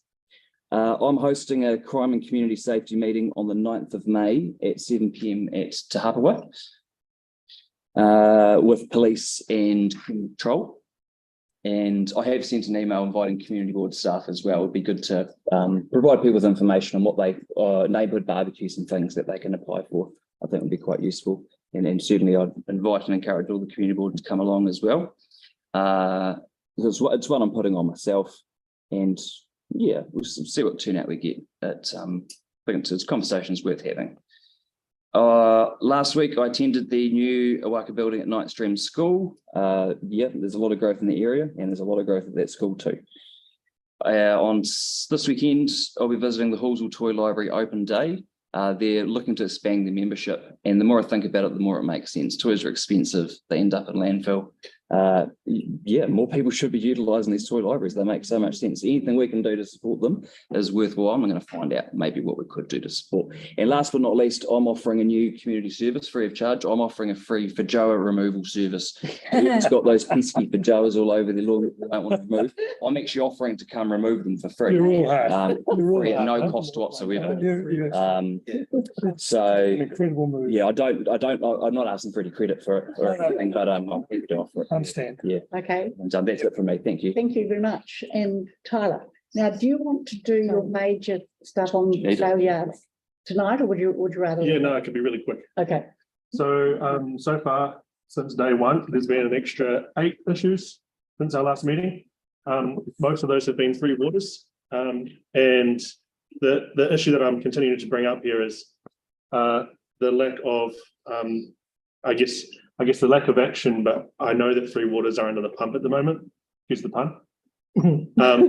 And so what's happening right now, usually now, is the community go in, they put in a job, and they give me the job number because it hasn't been actioned within the week that they said that they'd action it. So the Three Waters rules are, if it's really urgent, it'll be 3 days. If it's not as urgent, it'll be 7. That's sort of what their scope is. Now, they have taken months for a couple of them. One of them was on Church Corner. That one had a bit of trouble with traffic management because they needed to find traffic management to get there. That took months. Since then, they were losing thousands, tens of thousands of litres of water over that period. It was from October and it only just got fixed in February. The new one is actually on Dallas Street, but I'll show you that picture in a second. The current issues that are outstanding is one of them actually just came across my table with Mark with the tree. I've solved quite a lot, which is great. And the other one is around maintenance. So there's lack of maintenance, quite a lot actually around the place. But again, we know that they're under the pump. So there's obviously one issue coming up, and that's resourcing. If you can just go down, Faye. So there were way more events that I've attended now, and also speaking engagements. The last one that I had was a March for Peace during the March 15th attack. Did a couple of speeches during that week. That was good fun. Keep going down. Most of those were ethnic events, actually, and a Sister Cities community meeting where we actually created relationships. No, keep going down the highlight. So the highlight issues at the moment, I didn't put those in my main issues because it's around neighbourhood safety. It's a bit more broad, but the current highlight area is obviously Harrington, which a lot of people have seen in the media, around a certain house of which somebody, I'm not going to say their name, kept highlighting. But there is a difference between reality versus perception in this. And a lot of the crime is actually blamed on youth, but it's actually not that. It's actually blamed on a certain group of young individuals that tend to do a lot of the stuff. Now, there was some safety threats throughout Harrington in regards to the residents. So we need to keep an eye on that around vigilantism and things of the sort. So that means that there needs to be actually more neighbourhood safety investment into those communities. Otherwise, there's the very big potential of getting out of hand. And I had a situation last week where that actually happened. You can go down now. So that's the leak that's on Dallas Street that's been going on for months. It's now grown moss and plants. Dallas Street, yeah. So there was a job number. He rang me. I came in within the hour, checked it out, and it actually was. It's going out at about probably 3 litres a second, I reckon. It's pretty hectic. It's coming from under the ground. It's on the corner of Dallas Street and the other. Is it Picton? Outside 20 Dallas Street. Yeah, you can go down. And how long has it been like that before? That's just the principle of what I'm saying is it's actually taking a while. Obviously, there's moss growing and plants growing. So it's fresh water coming from under the road. That's obviously a pipe burst. The residents said that it was going for about 2 months, but it's taken about 13 days for staff to come and take a look. It'll be probably 17 days now, but I haven't seen that my job's been actioned. You can go down. I did put in this actually solved just to double up on it. That was the new youth hub. There are actually quite a lot of Riccarton residents actually from Harrington, funnily enough, that use that on St. Asaph Street. That's with Yanni and my daughter. Yanni, isn't it? Yeah, you can keep going down. She got braiding, so I'm gutted I didn't get to go to the Waikol one. So this here is It's still this weekend. yeah, I know, yeah. This here is the Antonio Hall. Thank you. And I went around with the developer talking about Antonio Hall itself and what's going to happen with the future of that, and also the sales yards. I will talk about this quickly. So the Antonio Hall, they said it's going to cost about $100 million to put in something new. The developers are quite well off from overseas. There are 3 options of which they're looking at, out of a retirement home, a hotel, or some student accommodation, high-end student accommodation. All 3 I think are quite feasible, but you'd rather have student accommodation, wouldn't you? anything than that. Yeah. You can oppose it. That would be the it used to be student accommodation. Yeah. So he said that to me in confidence, and no, as in like he was confident to say it to me. Sorry, he was quite happy saying it to me. Sorry, It's still on. Yeah, no. He never said it's a secret, by the way. Yeah, you keep going down, and this is the issues that he's been raising. So yes, this here is actually in the sales yards, and there are quite a lot of homeless whānau that are in those bushes. So there's amazing tree canopy cover, funnily enough, in the sales yards, of which actually contribute to Riccarton's tree canopy cover. So we don't even actually get to have any benefits from it. But it's been happening for quite some time. So there are about 2 or 3 large stations like this. Sort of looks like a zombie movie. But what happens is they set up camp and they've been there for quite some time. So the developer has asked that council action a skip so they can remove the rubbish. Council have come back and said, no, it's up to them to do it because it's on private property and it's not inhibiting any safety with that community. If it was on the footpath, for example, outside the sales yard, that's when council would intervene. But therefore, that's what's happening right now. Now, the future plans for the sales yard is around 120 apartments, a hotel. And this is this was Lagoinamid, by the way, so I can say this: 120 apartments, a hotel, and some accommodation. So it's quite a big program. You're looking at $500 million for that development, of which would actually change the landscape. The reason why you wanted the hotel was because of the accessibility to Parakiore when it's built for sports teams to be able to go straight there. He also said that there was availability for residents to be able to stay in a hotel. The only issue with this resource consent is the hotel wasn't approved from council on the basis of many hotels already being in the city and they didn't want them there, which is quite interesting because they've approved everything else. They've approved all the apartments, they've approved all the shops. There's commercial centre that's supposed to go in there too, of which would be extremely beneficial for our community, particularly on the DJ precinct. And of where you could actually build up to 5 levels quite happily, and no one would kick up a fuss because it's an awesome place to have that. He can appeal that to the Environment Court. He's in talks with council at the moment, which is really good. Bruce is a good dude, so he's working out with that. But the issues that he's having right now is obviously with the homeless communities. And that's pretty much it, I think. Good. I think. That's great. Yeah, so that's just an update on. Thank you. Thank you very much. Has anyone else got anything? Oh, Mark, yes.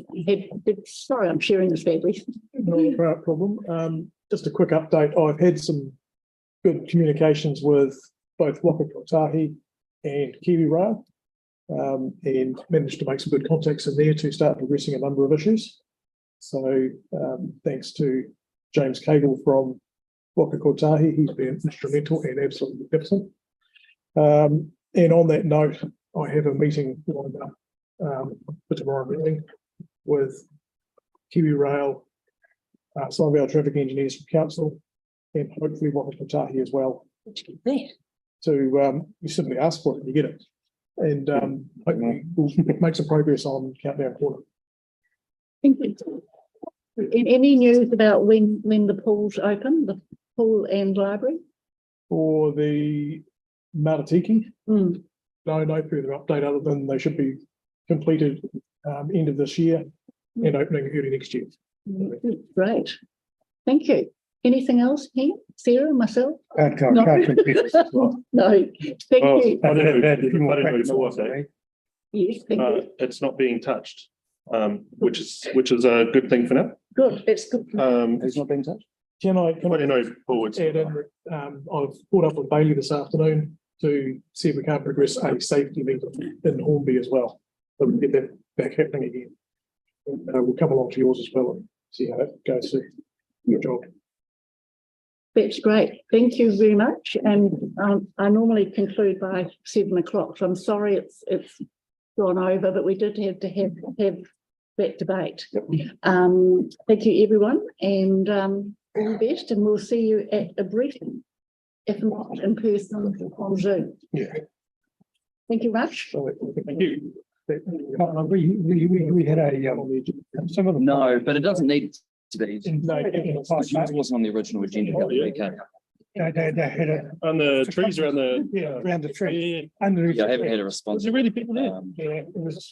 Yeah. It is a real good project. Yeah, one was really rather snapped. Yeah. She's got until